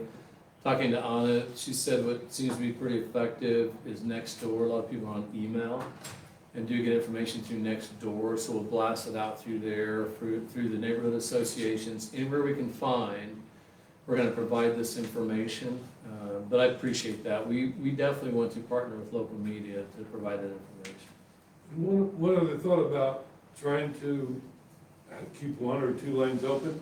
I mean, you mentioned safety, traffic safety. Worker safety is an issue as well. And I appreciate that, and I didn't mean to leave that out. That's why, yeah, absolutely, it's probably more dangerous for our contractors than anybody. And that really, that's paramount to us first and foremost, but that will also significantly drive up the cost because of what they have to do to protect their workers while there's still traffic on the bridge. Yeah. The directional signs on one of the slides that they were blue and Yeah. the picture, will those be in Spanish as well? We hadn't gotten that far yet, but. I think in this area, that's a given. It's something we can look at. One of the, I thank you for bringing that up. I'll tell you one of the challenges we face, and this comes from a traffic safety perspective, is if you provide people too much information, it can become, Then the reading well, it is can everything. become distracting, right? So if we do it the right way, if we try to be strategic about it, I appreciate hearing that. You know, when we were distributing notification by handout letter for this project, that came into play, and it became important for us to provide that information that way too. So thank you for asking that. And just kind of to that point, Mike, if you're gonna spend a few $1 million on a bridge, you can probably buy 2 sets of signs too, and that way you don't have a sign this big, just have an English one. Yeah, no, I would agree, and I was already envisioning that. It's gonna be a lot clearer if they're not on the same sign, I think. Or even if it just said detour in Spanish, Yeah. perhaps, Yeah. but we have to honor our neighborhood here. I appreciate that. That's why these meetings are important. We appreciate your input. So, a lot of the questions I had on my pre-written sheet have been addressed. I especially appreciate Scott's on finances. I'm not nuts about not having an answer for that, but I understand and I trust our elected officials to figure out how to juggle the budget, because this is a critical project. So going from there, a couple of questions I've got are specifically around traffic flow. Now, I don't do you guys' job, So I just did some dirty kitchen arithmetic. And as I recall, 13,000 vehicles are on that portion of the roadway per day. It's our last relevant counts were more like 16,000. 60, that's worse than I thought then. Yeah. So as I rolled through this kitchen arithmetic, I figure, okay, 80% of the traffic is probably in a 12-hour window. I'm guessing. And so if I divide that, I said 10,000 or 11,000 vehicles by 12 hours, I get about 900 vehicles an hour. If I just throw another kitchen arithmetic number out there and say 50% of those are gonna go down Perry, sorry, or go down Waco or go down Broadway, then it still leaves somewhere between 400 and 500 vehicles are gonna be added to West Street. That traffic is probably sparse enough now relatively to handle it. But my concern is, and you kind of touched on this, there's no light at 21st and West Street. But there are an awful lot of people that come off of 235 and try to turn left off that frontage road onto West Street. I think you're gonna have a traffic issue there, a big one. That's a good point. One of the things that we'll look at doing is if we state, so I'll come to that in just a second, but you made me think of something. If we have our formal assigned detour on 13th and West Street, we will look at those traffic signals along that corridor.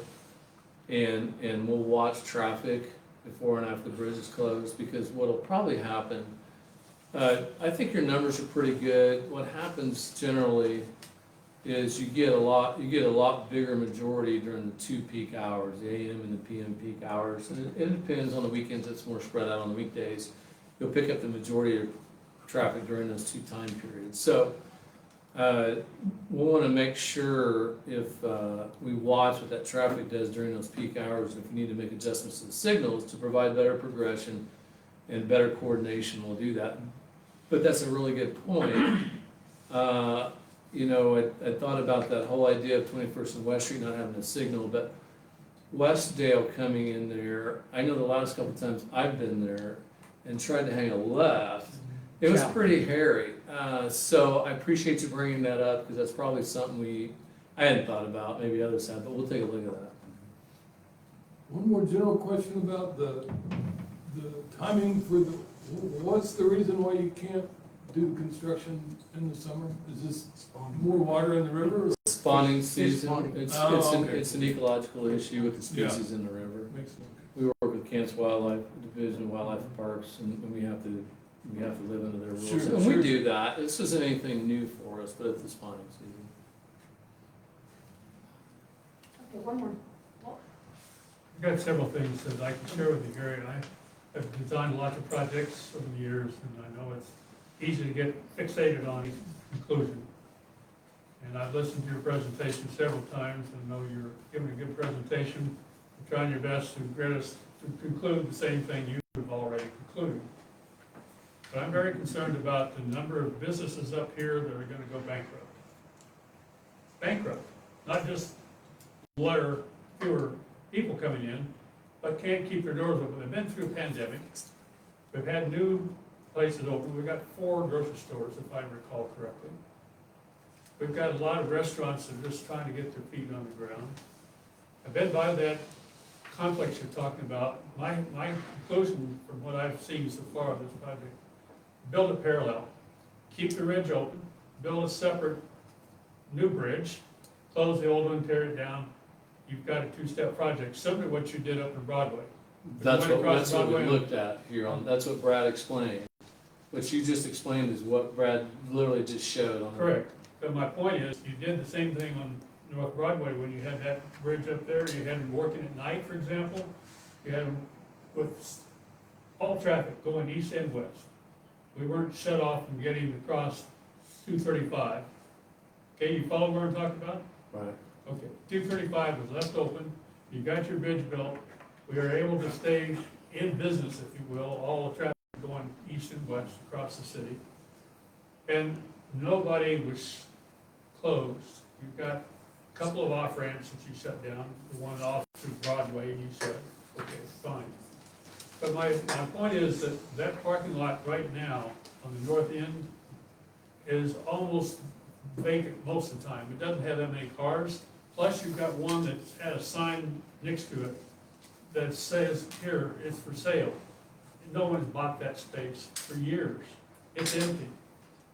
So if people need to park to get to those doctor's offices you're talking about, is an easy solution to that. My point is that I think that you have so many different assumptions that you're making that in the long run are not going to work. One, you're assuming that you're not going to have contractors. Two, you're assuming that you're not going to have any way for people to get around all these different neighborhoods. But in fact, right now, you've got so many folks that are going to be inconvenienced. One, in life and death situations, if they have a heart attack, if they have a fire. And we're addressing all that. I kinds of think things you heard are it, in we're the way addressing of that. having that be the only solution. Right now, you've got an opportunity to build that separate bridge, keep the one open, and everybody is able to work. So I assume that, I mean, we did talk about a satellite, I do want to respond to that, fire station, that will keep the level of I've service heard the that, same. yeah. But then, I assume for you that doesn't work, or? No. I mean, you may or may not have the ability to get that to go. My point is that people right now need to be able to get up here to get to their, where they shop. Right. And those businesses need to be able to stay open. You got Freddy's just opening, for example. You got all kinds of people trying to grocery shop. They're not gonna be able to do that. They're gonna go somewhere else. That cash flow for those businesses is gonna be critical. So I'm not sure if you've done your economic analysis from that point of view. I think, and I appreciate your input, I really do. You know, I would tell you that I've been doing this for 27 years. This project easily has had more public engagement and robust communication with the community, with our engineers, with contractors, than any project I've ever been involved in. I'm here to provide information, and it's my job to make a recommendation. This board doesn't have to agree with it at all. When we talk through this information on March 24th with 100 people in the room, there were very few people at the end of that night that didn't say, you know, that probably makes sense. That wasn't because I started off the meeting saying, hey, we're gonna close this bridge down. It was going through every single thing that we looked at, the evaluations that we made. I mean, to make a comment that we're assuming we wanna have contractors, I'm happy to give you the same information, and you can call those contractors and maybe they'll tell you Did you present this at that different. meeting on the 24th? What's that? Did you present this on the 24th? I did not present this in detail, I already answered that question. Right. We have the information now. If anybody here decides that having more information has changed their mind, that's why we're here, and the city council will have that same opportunity in July. Nothing's done, I don't make the final decision, I'm just here to provide information and rely on all these folks to make a recommendation what they think we ought to do. Okay. Thank you, Gary. I would definitely encourage everyone, feel free to reach out to me if you cannot find forum. I believe it's forum.wichita.gov. It does have a good conversation. I know that Susan found it and was able to ask questions. Staff does follow up on that. It's been closed, though. You can't comment anymore on it because it's at this stage. I'll talk to Megan Okay. tomorrow. Thank you for that. But we do need to bring it back to, for you guys to vote. How do we vote on this? When there's options? Right, so they made a staff recommendation. I'm gonna go back.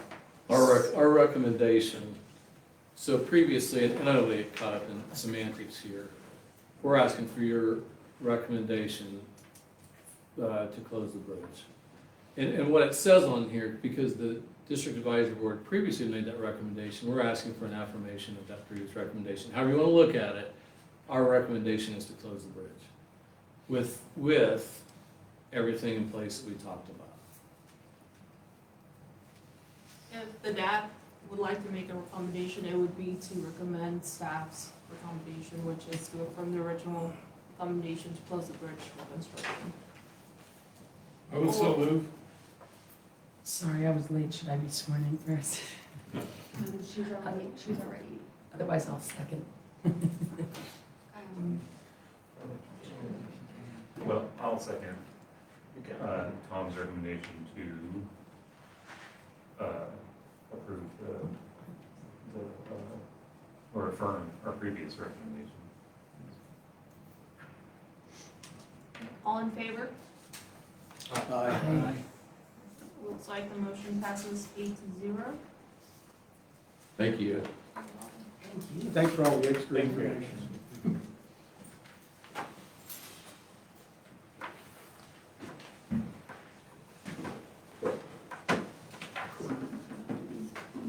okay, next item of new business is the City of Wichita proposed tree policy.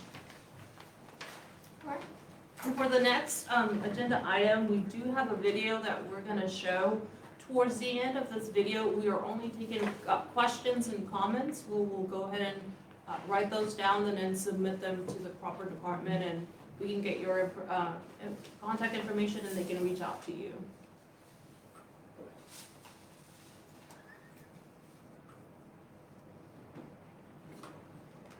Hello, my name is Troy Halpin. I'm the Director of Parks and Recreation for the City of Wichita. And with me today is Adam Nebenzol. He's a fellow from the City Manager's Office. And today we wanted to give a quick presentation about a proposal that we're working on for tree protection. We're going to go through some of the slides, and one of the reasons why we're doing this as a recording is because we can't be at 6 places at once. So most of the dabs are within a couple of days of each other and overlap in time. But we wanted to give you this information and give you an opportunity to learn a little bit about what we're working on in regards to tree protection with the policy.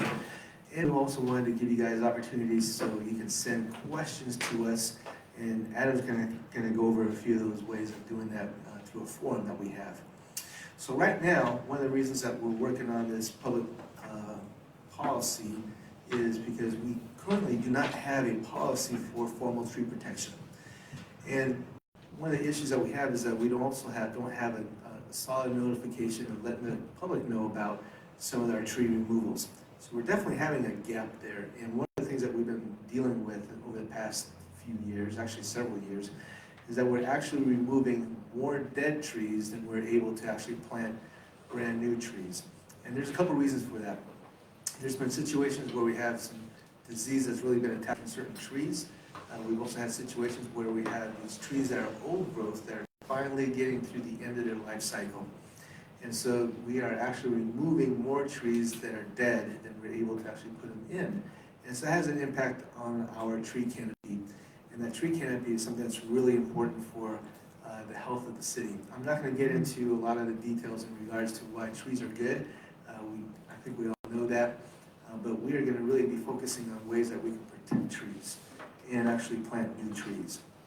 So the goal of the policy, the goals that we really are working on, and this is going to take a lot of coordination with other city departments, with our elected officials and stakeholders, but we want to come up with a way we're going to have stronger reviews to avoid tree loss. There's a lot of things that we can do to hopefully put it in situations with whether construction projects or other type of projects that we can avoid losing a tree or taking out trees that are very healthy and very good for the environment.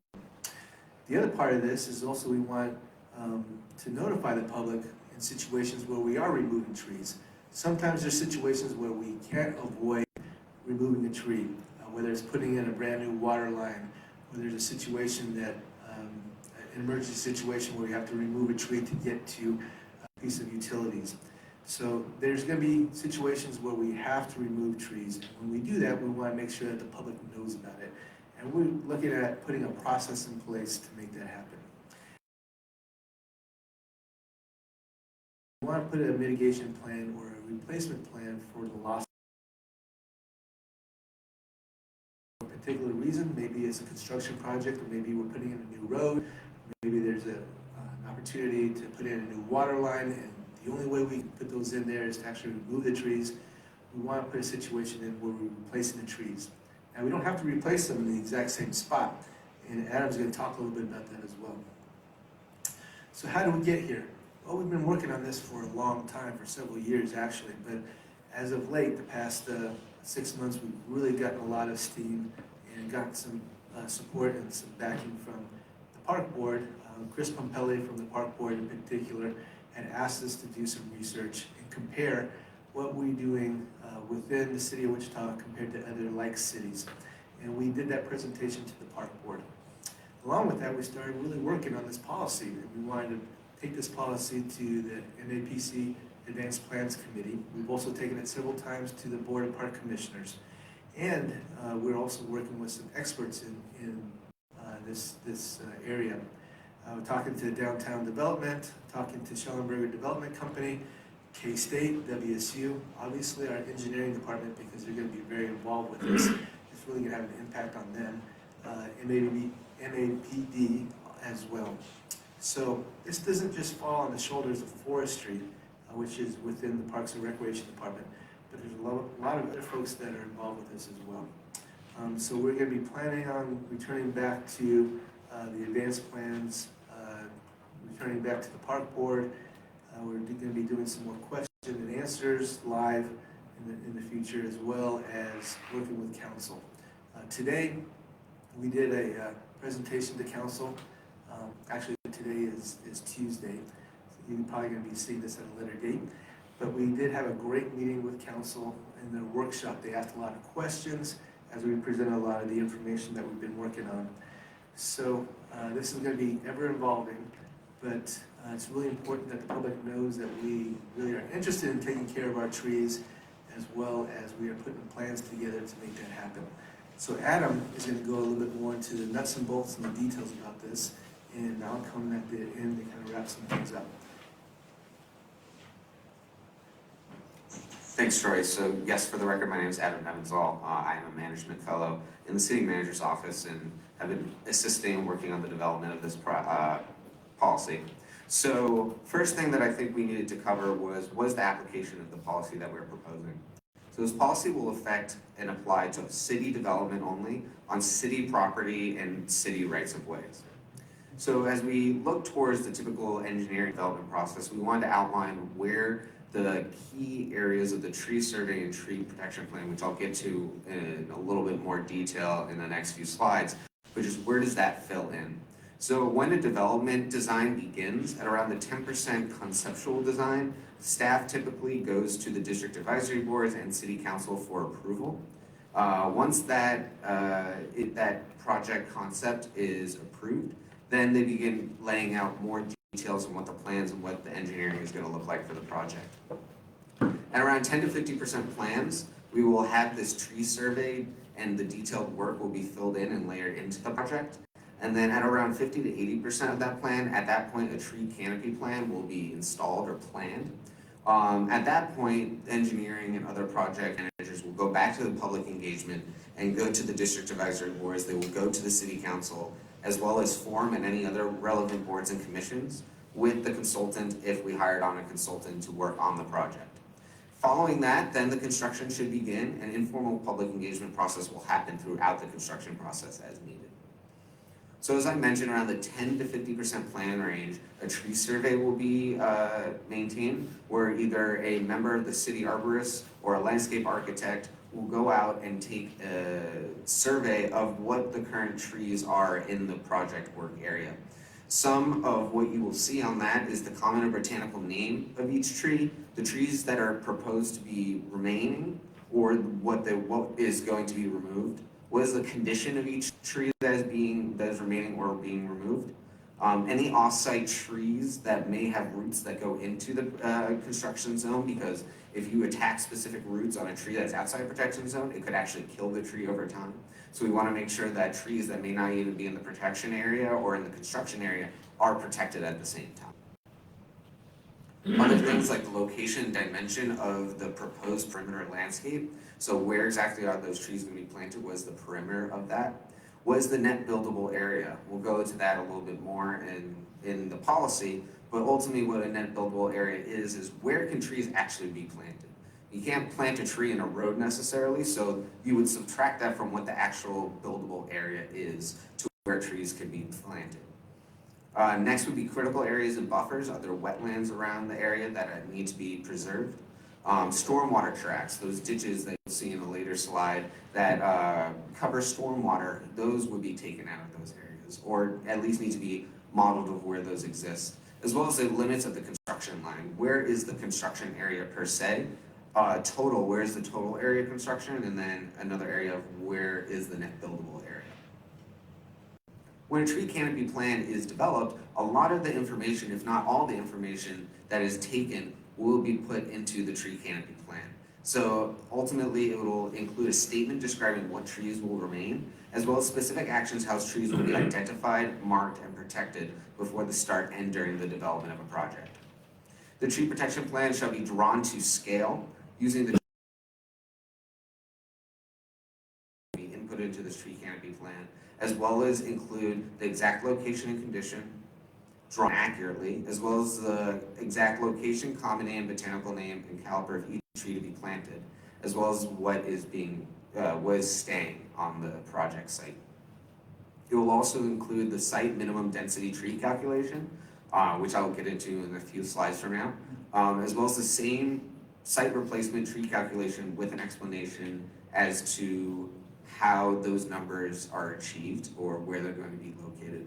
The identification of protective barriers, are there going to be wiring around the trees to ensure animals don't damage said trees, or maybe pins or stakes that'll hold up a younger tree, as well as visual documentation of where those trees are being located. So as I mentioned, there's a tree planting requirement. So minimum density is required on each site. This density is going to be about 30 units per acre. And the policy that you are going to receive explains a lot more in depth of what is considered a tree unit. But ultimately, the size of the tree, its usefulness will determine how many units it is given. And so with the 30 units per acre, that was established from a previous study, as Troy mentioned, of a comparison of 11 cities, and we found the median number to be about 30 tree units per acre. So some cities had more strict, and some cities had less strict guidelines regarding how many trees needed to be, how many tree units needed to exist per acre. And if the number of existing trees is not enough to meet that 30 tree units, then replacement trees have to exist, have to be put into the site. Now, as you may know, sites do not always allow for that many trees to be put in one location. And so we've been working with our engineering department to determine what we could do. So as you can see here on this, we have different areas that are important for the project. So in green, you can see the stormwater tracks. In yellow, you can see the communication lines. Either in red or other yellow is, orange was the construction, the telecommunication lines. And then either in yellow or red is gas. I'm not an expert or an engineer, but those are the different areas on the photo. As you can see onto the right side, possible tree locations, it allows 4 to 5. So what we're saying is that if trees can't be placed there, we're going to establish a tree bank where the money required for irrigation, for planting, and for the purchase of those trees, the amount of money will be put into a bank, at which point we can locate the right tree in the right place for those trees that won't fit on that project site to go somewhere else. We are also looking at utilizing a NASA study that identifies high heat areas in the city, which usually tends to determine that there's low vegetation in that area.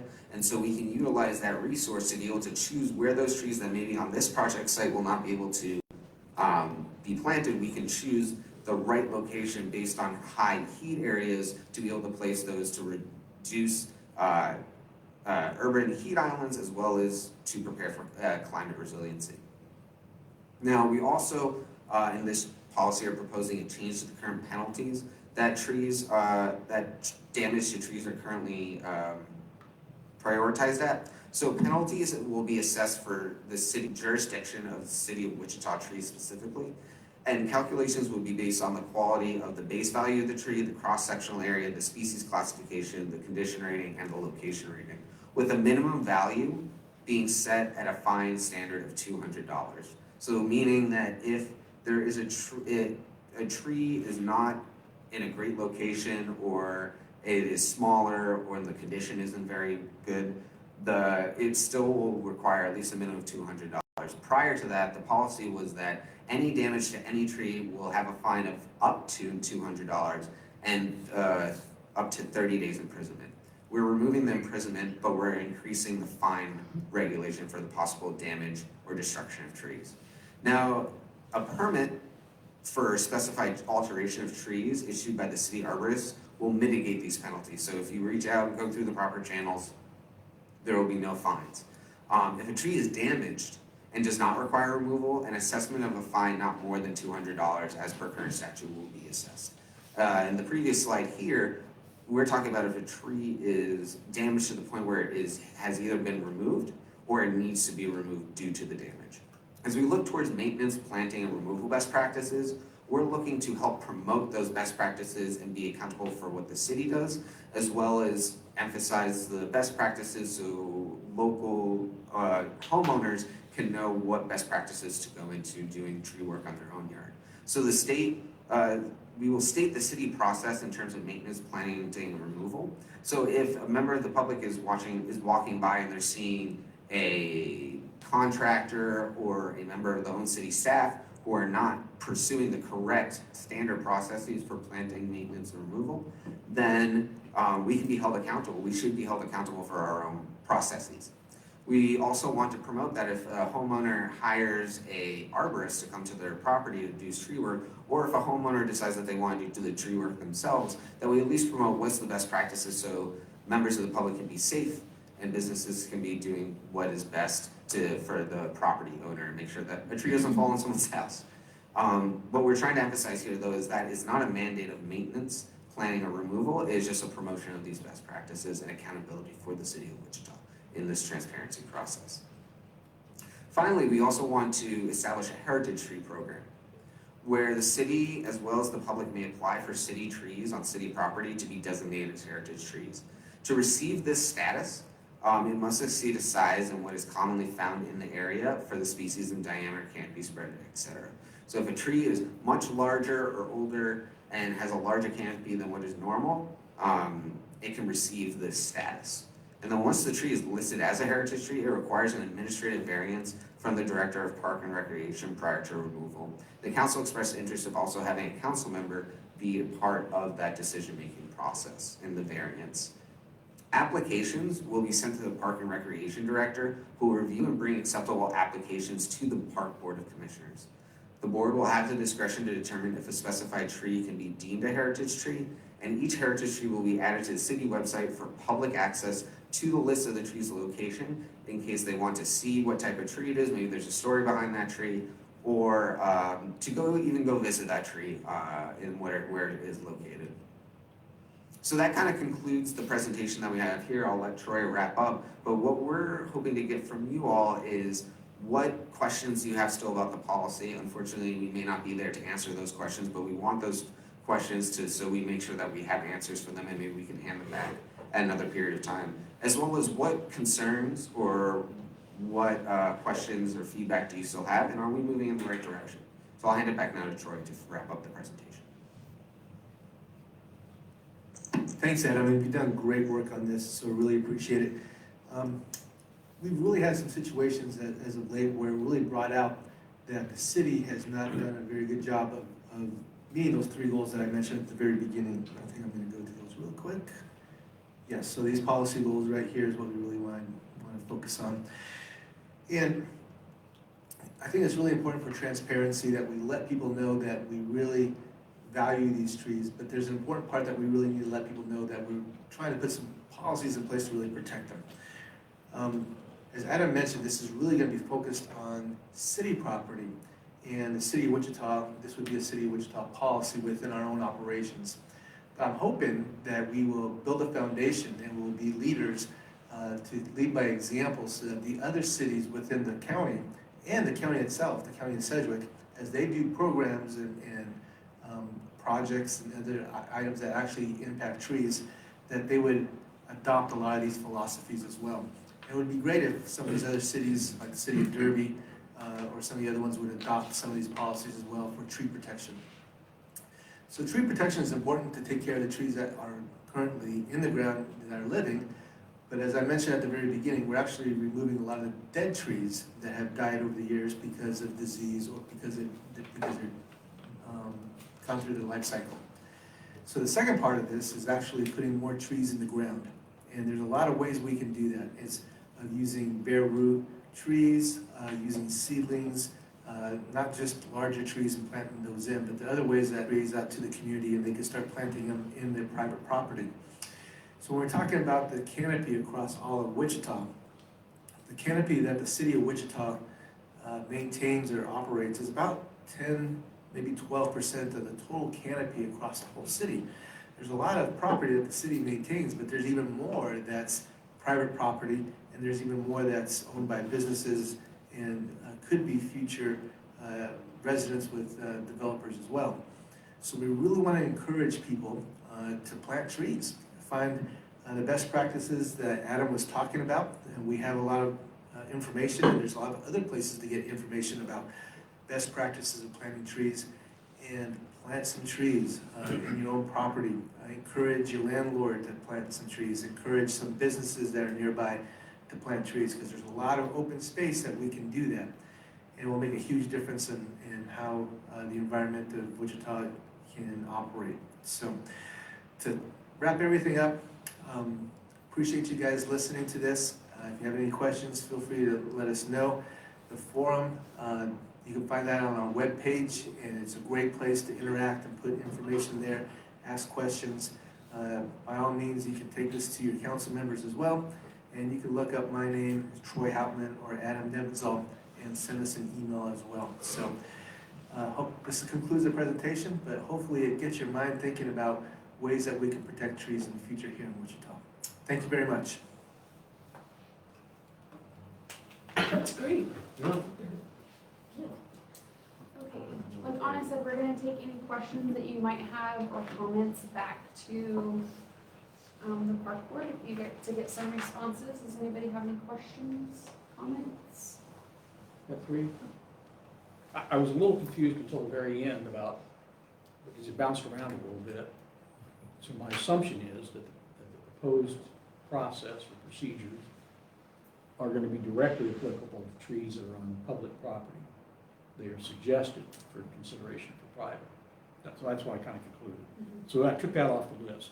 The others that I had as I listened to the presentation was, I don't see anything in here about treatment, pre-treatments, to avoid problems with some trees, rather than the removal process. And I'm pretty concerned about that, especially for some in our immediate neighborhood.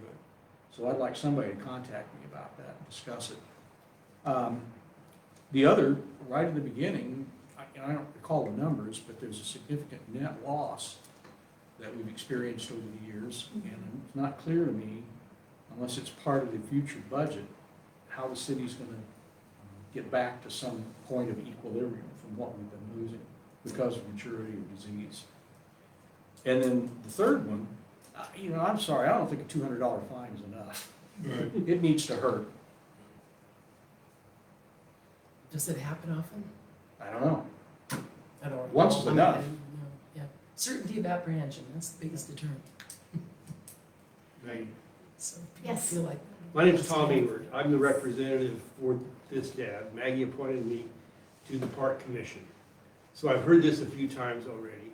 And you're right, it is only for city-owned trees. The rights of way, the parks, the open areas. I was noticing in the bridge presentation, the alternatives were taking out a lot of trees. And part of this is how do we replace them? What I've heard, I've been to 2 meetings. I'm a new appointee from April 1. We're losing 5,000 trees a year through age, through accidents, through whatever. We're replacing 1,500, 1,700. So that's a net loss. And some of it's budget, some of it is just they're overworked. The director or the team that's responsible for maintenance says they can only get to a tree every 30 years, the number of trees, the number of streets, the number of whatever. So a bad tree in your neighborhood, it may get looked at once in your lifetime. Unless the squeaky wheel steps in. Unless the squeaky wheel steps in. A friend of mine who lives across from North High was surprised this winter when they came and planted a tree where she had applied 2 years ago. She didn't even know, she wasn't informed that it was coming or anything like that. But it's the squeaky wheel. She applied and got a tree. Thank you, Tom. I've got several things I'd like to share with you guys. You know, I've lived in this neighborhood, I'm sure you have as well, for many years. And because of the drought, because of climate change, because of a whole variety of reasons, we're losing a lot of trees. We have disease as well in our elms, in our ash trees, in our pine trees, okay? It's not just on public property, it's all split throughout our city. And much of this area of Riverside has old growth. So I'm concerned, as I'm sure you are, what we're doing as a city collectively to deal with all the dead limbs. As you pointed out, Bud, it's extremely important to take the dead limbs down, get them out of that tree, let it have a chance to heal. Don't have it continue to develop cavities within the tree itself, and then the whole thing falls over in a windstorm. Preventive maintenance is important. The other concern I have is along the riverbank. We have the Little Arkansas, Big Arkansas. And as the high waters come in the spring, we have a lot of those trees are being undercut by the river, right? They're falling into the river. To try to get forestry to come out and do anything about it is like pulling teeth. It is forever. It took us 2 years to get them to cut down one tree on public property. And when they did, they sent out 7 trucks, 1 supervisor, and one guy was doing the cutting with a chainsaw, and the other guys were standing around kind of watching or waiting to. I ended up going out after they left, raking up all the extra limbs that they left behind. We had a tree fall across our road, right across from our house. Nobody came out from the city. We had to get out with hand saws and chainsaws to cut it so people could get up and down the street. Nobody would respond. We had another situation with a whole bunch of seedlings from a tree of heaven. I don't know if you know that tree, but it's really good at propagating and not where you want it. So this happened to be in a curve, and there's several hundred trees coming up. People couldn't see coming around that curve. It took, again, 2 years to get somebody from the city to come out, and they wanted to argue, well, that's on public property. No, it's private property. Who owns this property? They wanted to charge the guy across the street to come. It was an old retired man. It wasn't his property at all. It was the city's. We finally took it on ourselves as neighbors to go out and start cutting down those little saplings. They came in with one crew for a couple hours, again, 3 or 4 trucks, 1 or 2 guys standing around watching everything, had a supervisor come out and make sure that everybody's doing their thing. And God, folks, we got a big problem.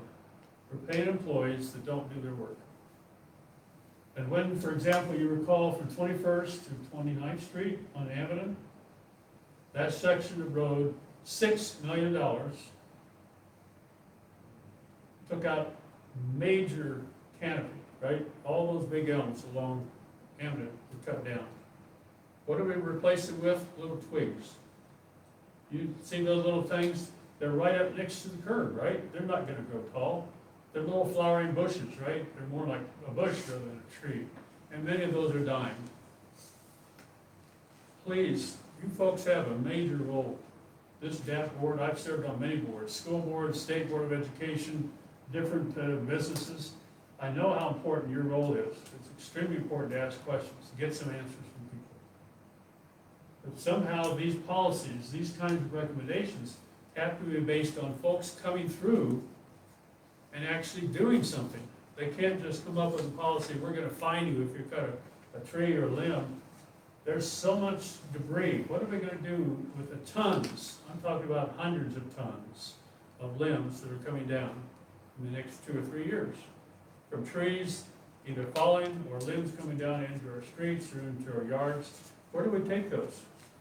Is the city gonna help if we bring those out like we did in Andover after tornado? All right, bring it out the curb, we'll haul it off. Can we put that in the policy? Can we help our homeowners to try to take care of their own trees and make sure they don't get burdened with a whole bunch of extra stuff coming down on the ground, and they got to hire people at $2,000 or $3,000 a crack just to take care of one tree? This is a big issue. What you decided on this evening as far as this Amity Bridge, another big issue. I'm really concerned, as I'm sure you are, how we're going to protect our businesses, how we're going to protect our trees, And I hope that you'll ask lots of questions before that policy goes into effect. More than anything, I ask that we try to come up with a plan that actually says, what are we gonna do about public and private debris? Because all these trees are coming down eventually. And we have to have some plan to make sure that it's done in an organized way. Well, I'll work on taking some of this stuff back, and then either Anna or myself will send it out to the DAB so that you guys are aware of it. I had a quick comment on the, Sure. oh, go ahead, Seth. Oh, you go, then I'll go. Okay, And then I just we'll had a quick make comment on the video. I didn't mind watching it, but I hope that doesn't become the routine where people send us a 20-minute, presentation, because I think that there were more community members here, they wouldn't have had a chance to ask questions, we don't have the answers, or it doesn't improve engagement with community. So I understand the reason, if it was online and they could engage with us, that'd be one thing, but what I would hate is if we had to, the bridge people do that too, and then everybody sends us a video and we're in here watching YouTube videos and the community doesn't get the engagement. That will put pressure on us, on you, council, about it, and that's probably not fair, so. I appreciate that, thank you. I just have two questions that are kind of curiosities, but asking questions is kind of important too. I would like to know what other like cities we were compared to, and like just thinking about like what their climates are. It would seem weird to me to be compared to Portland, or even a city in New Mexico. I don't know any New Mexico cities, but were they like climate appropriate? And just thinking about where before there was a city here, I don't believe there was a forest here, and so there is seems to me there could be a tension between like our ambition for trees versus where we are and what's really appropriate. And then also I'd like to think more about the heritage criteria, because like just saying that a tree is valuable because it is bigger than all the rest of the trees of its same size seems rather limiting in terms of like what we might consider to be. And so at the same time, I'm kind of undercutting, like maybe there should be no trees here, but I'm also saying maybe a grove of small trees might be more valuable than one single big tree, right? And I wonder if we can like get into how we determine what is valuable, or like how we find value in a tree that's beyond just like, dang man, that's a big tree, right? And it could be what it's I know doing. they had made some comments before that like we're really lacking in like teenage trees. So we have like a lot of these little babies that we're planting, and then we have some like 80, 90-year-old trees, but we don't have like a lot in the middle. So we have like a lot of time to make up for. We're not going to plant trees that are 20 years old, but so we have to plant these 5 and 6-year-old trees, but we have a huge gap. That we're kind of dealing with, so we need to try to close the gap a little bit more. Best time to plant trees yesterday. Right, exactly, exactly. All right, great, I appreciate those. Anybody else? Well, one thing I noticed last summer, at the end of the summer, on the bike path just south of the Emden Bridge, there were several, can't remember if they were ash, youngish teenage trees that obviously needed to be watered. Yes. And why plant trees if you can't? They said that they like water them and maintenance them and whatever all else comes along for 3 years, and then they kind of are supposed to like, take care of themselves or whatever. So, yeah, but I know what you're talking about. I did get an email about that, and I forwarded it on, and they responded. And those are also, I'm not gonna get it right, but the type of trees that they are, like the roots are like closer to the top where you can like see them. Cypress, maybe it's cypress. I don't know what they're called. I shouldn't have said that, because now I don't know the right word, but. My other thing is, and I know it would be more expensive, but to me, if you're gonna take a tree down, if you have to take it down, I mean, there's places, there's sawmills, you can turn that tree into lumber. It doesn't have to be chopped up into mulch or firewood. It can actually be made into lumber. You can build things with it. I'll put that on YouTube. Okay. But Tom, and just to go off your point, just thinking about too, just the usage of resources to plant trees, again, going back to like what is climate, or what's like region appropriate here, and like if we're gonna plant all these trees, we do have to water them. But of course, we're always kind of concerned, as long as I've been alive, when thinking about this aquifer that we have and our water use and these things, and whether or not how our tree plant also affects like long-term resource use. Plants appropriate for this area. Right. It would be interesting to know how they're thinking. I can just say one last thing too. It seems like everything, when there's an ideal place that everyone would love to be on any given issue, but there's always going to be, there's budget considerations. How expensive is it to have botanists and arborists? And I mean, you know, there's got to be a balance. It's incredibly important though, and I think the project is. I mean, I'm fine with introductory videos, but yeah, then to your point, for you not to have to run back and forth. Right. If it's easier for you, especially to be able to ask people directly. Already passed that message along, so I appreciate You that. are awesome. Okay, you ready? All right. I'm sorry you had to sit here the whole time. First off, I'd like to check, are you Craig? Okay, is there Craig Sharp? Okay, well, that's the applicant, I was hoping he'd be here. I'm Scott Ladle, I'm the planning director, so it's great to see you all tonight. We've certainly had some interesting discussions, so I appreciate the chance to see you in action. So this is a case that I'm sure you're, a case type or type of case that you're very familiar with at this point. We've seen a lot of duplexes come through in the last 3 to 4 years. So this is another duplex case. It is rezoning from SF5, which is single family, so it limits it to one home on the property, and they're requesting to go to TF3, which is 2 family, which would allow for a duplex to be constructed there. The location, as you can see from the map, is near Douglas and West Street, so it's just to the north and west of that. Let's see, other things to note.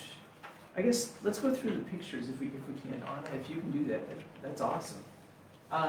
So the first thing is, here's the aerial. So it shows that there's an existing home on the property. We'll go through some of the photos that show the conditions of that site, but you can see that it fronts onto Tracy there. The next picture, or next graphic, and these are in your packet too, is this is from the comp plan. It shows that it's recommended for residential. The next page then is the zoning, and you can see that it's a mix. The white kind of tannish, pinkish color is SF5, so single family zoning, and then the yellow is the TF3 zoning. So you can see it's kind of a mix in that area. The next picture then is a picture of the property that's on the site. And I don't know when these pictures were taken, but I was looking at your snow. It's like 95 degrees. So Wow, that's what stood out to you. yeah, well, you know, yeah, there were other things I guess too. But okay, the next one then is it's great. So there's been a number of homes that have been constructed in the area. If you go and you look at the aerial, you'll see that there's just a little bit some newer homes there. So here's one neighbor. So go to the next one then, and there's just pictures of properties in the area. So we can go to the next page then. And there's the home on the site, and then we can go down another one. So this is looking east away from the site. So this is looking at the back of the site. Some more homes. So there, Anna, I'm going to go ahead and stop there. There's more photos, but folks can kind of browse through the packets. So we can go back to the start of it. Then we'll go to page 2. And I think we've gone through a lot of this. We find that the request is in conformance with the plans. So with Places for People plan, which calls on the diversity of housing options, with the comprehensive plan, because it's in the residential area, recommended for residential. And in terms of the recommendations, so then the planning department is recommending approval on this one, and that's on the next page. And as part of that, we're recommending that the developer would use these guidelines, but it's not a requirement. In some cases, folks have these. In some cases, these have been placed as requirements. We're just recommending it as a recommendation. But you can see it talks about the garages would occupy no more than 50% of the facade. That the entrances would be prominent features. the windows and doors, that there be at least 10% transparency. And the reason why we recommend these is so that they're more consistent with existing homes in the area. This one's a little bit interesting in that a lot of, it looks like a fair number of homes in the area based on the aerial have been constructed more recently, so they don't reflect kind of the maybe pre or immediately after World War II architecture that we would typically see in District 6 in a lot of areas. So a lot of the homes in the area do have the garages in front, which the applicant did not submit designs on this project. So we don't know what they're proposing, but I would assume, my default assumption would be that they would be proposing to do the typical design with 2 garages that extend out in front and then doors on the sides. Let's see, with that, the rest of the staff report, it explains why we are recommending approval for the golden factors. And with that, I'll stand for any questions. Why, I'm just curious, why we don't put more teeth into those recommendations? Sure. They have been, so from some DABs, we do get recommendations, and from this DAB, in fact, in the past, we have gotten recommendations to make them not design recommendations, but design requirements. And so there are a number of properties that do have those in place. You know, at this point, our policy guidance in terms of the places for people plan, it recommended designs requirements in a way to, if you met them, that you would be able to fast track some of the zoning process. We haven't had a robust discussion about that, and we haven't gotten that process even really to have robust conversations about it. So what we've done is we're recommending these as just recommendations at this point, but it's certainly open for others to recommend that they be requirements. So. And I just got to put in a soundbite here that I would love to come back and have a conversation with you perhaps at some point about, because folks who, the applicants who do have these requirements on their properties are often like, well, what do I do with this? How can I make one that is consistent with those? And so we've just recently hired an architect. She did a wonderful job and put together some plans that folks can flip through and get some different ideas. And what we're working on right now is getting cost estimates from a variety of organizations to see what they cost, because one of the first things that we hear is, well, I'm used to using this design and I know how much it costs, and what you're proposing is going to cost more to construct. And so we're trying to figure out if that's the truth and how they pencil out in terms of return on investment for the value of the folks who are doing it. So you can apply for a variance without submitting a plan or having a permit or anything? Well, in this case, you mean from the design standards? In this case, it's only as a recommendation. So it's like saying, well, it sure would be nice, but you don't have to. But he said he doesn't have, he hasn't submitted a design. That's correct. And you. But we're supposed to recommend whether to. And most often you don't. In the city of Wichita, you generally do not have to submit a design. To get a permit?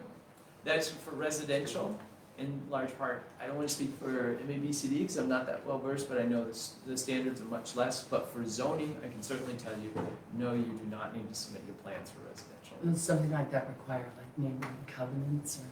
No, it can be done as part of the zoning process. Mm-hmm. So we have seen TF3 rezonings that have required the design standards. So it's certainly, it's an option that you have. What we do is we do a protective overlay. So there's the base zoning, and then there's a protective overlay that applies just to the particular property.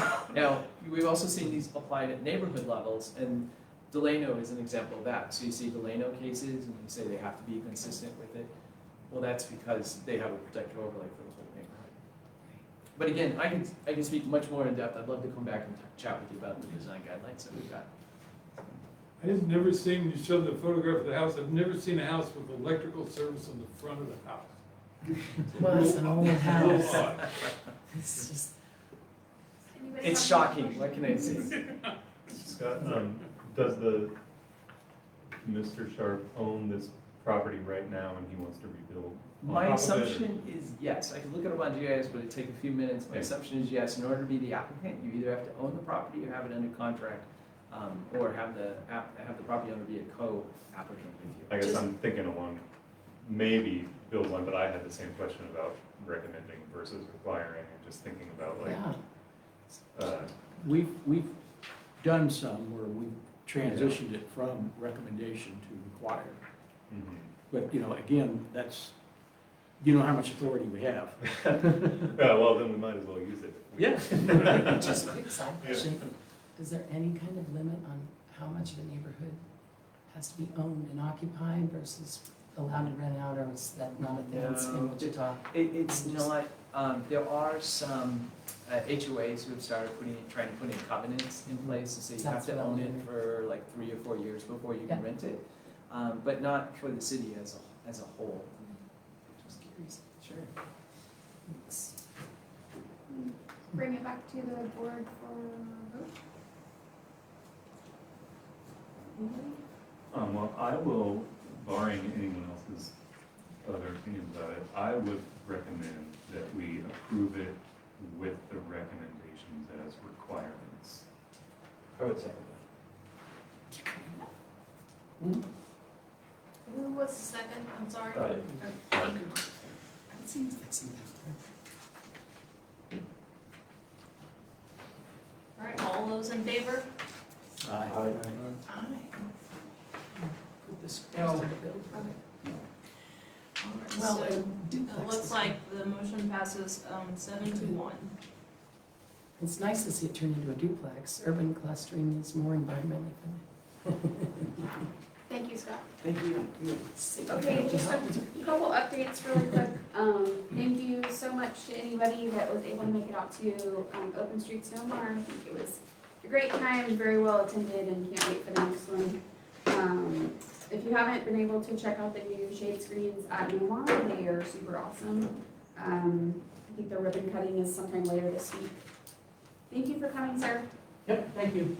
And then I believe around Memorial Day, the pools will be opening, and I think maybe a week before that, the splash pads open. So just keep your eye out for those. We're super excited about it. And I believe there's trying to start a Cub Scouts group for over here. So if anyone is interested, grab a flyer, or we can share it on our social media or put the newsletter. And there's also the water rebate program that I would encourage you all to check out. So, sorry this kind of ran late. I'm trying not to make that a theme, but I did already talk to comms about 20-minute videos is number one too long to keep people's attention. And we want people to be able to ask questions too and get immediate responses, so.